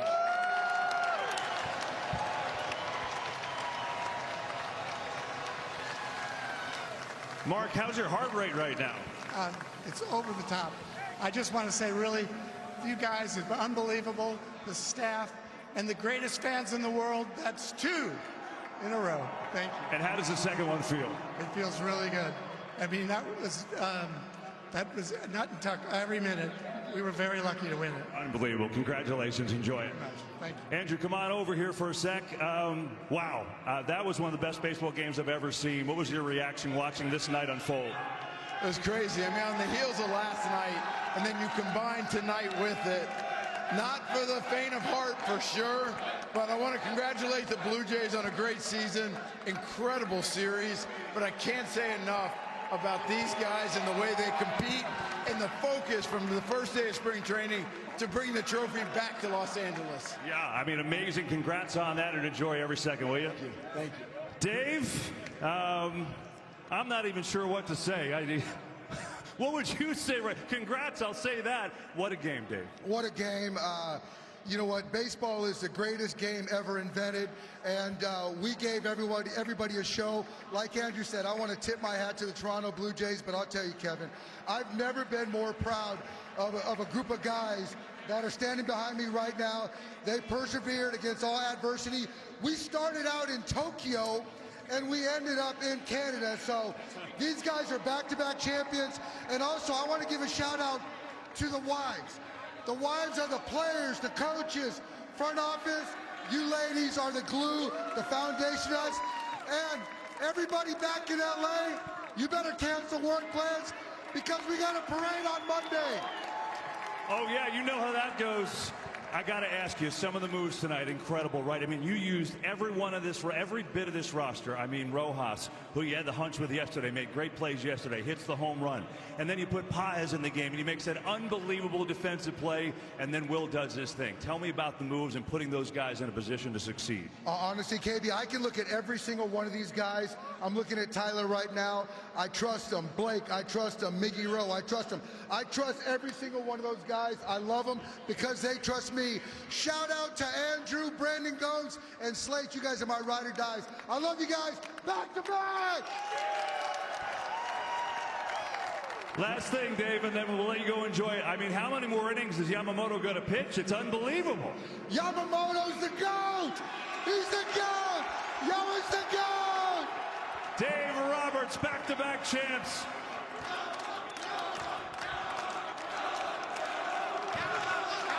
Well, they're already doing it for me. It's time for the Willie Mays MVP trophy presented by Chevrolet. Yeah, that's it. Yoshinobu Yamamoto, the MVP of the World Series. That's all yours. And Hiro is here to translate for us. Yoshinobu, incredible. Congratulations. How were you able to pitch tonight after doing what you did last night? 昨日あれだけ投げてどうやったらこういう今日すぐ翌日にこういうピッチングができるんですか？ブルペン行くまで投げれるか本当の自信はなかったですけど、はい、なんか、もう、わからないですけど、はい、最高です。I was not sure if I could pitch tonight until I went to the bullpen tonight, but I'm glad I was able to. Oh my gosh, what a thing to watch. How does it feel to win back-to-back World Series and help your team the way you did? 2連覇とその自分の働きをチームに対して働けたことをどういうふうに思いますか？もうできることは全部できましたし、このチームで優勝できて本当に、はい、嬉しく思います。I did everything I could. I was supposed to do, and I'm so happy that I was able to win this with this teammate. Well, Yoshinobu, this is all yours. Yamamoto, the MVP of the World Series, and the Dodgers, back-to-back champs. Ladies and gentlemen, your LA Dodgers. Joe, let's go back up to you. All right, Kevin.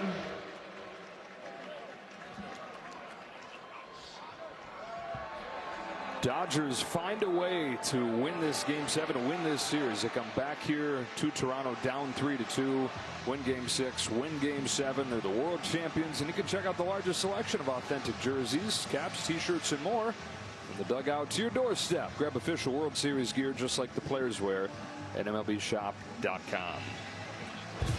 Yamamoto, the MVP. 3 wins in this Fall Classic, 2 in his starting role, and then out of the bullpen to finish off Game 7. Studio has it on the other side of this break.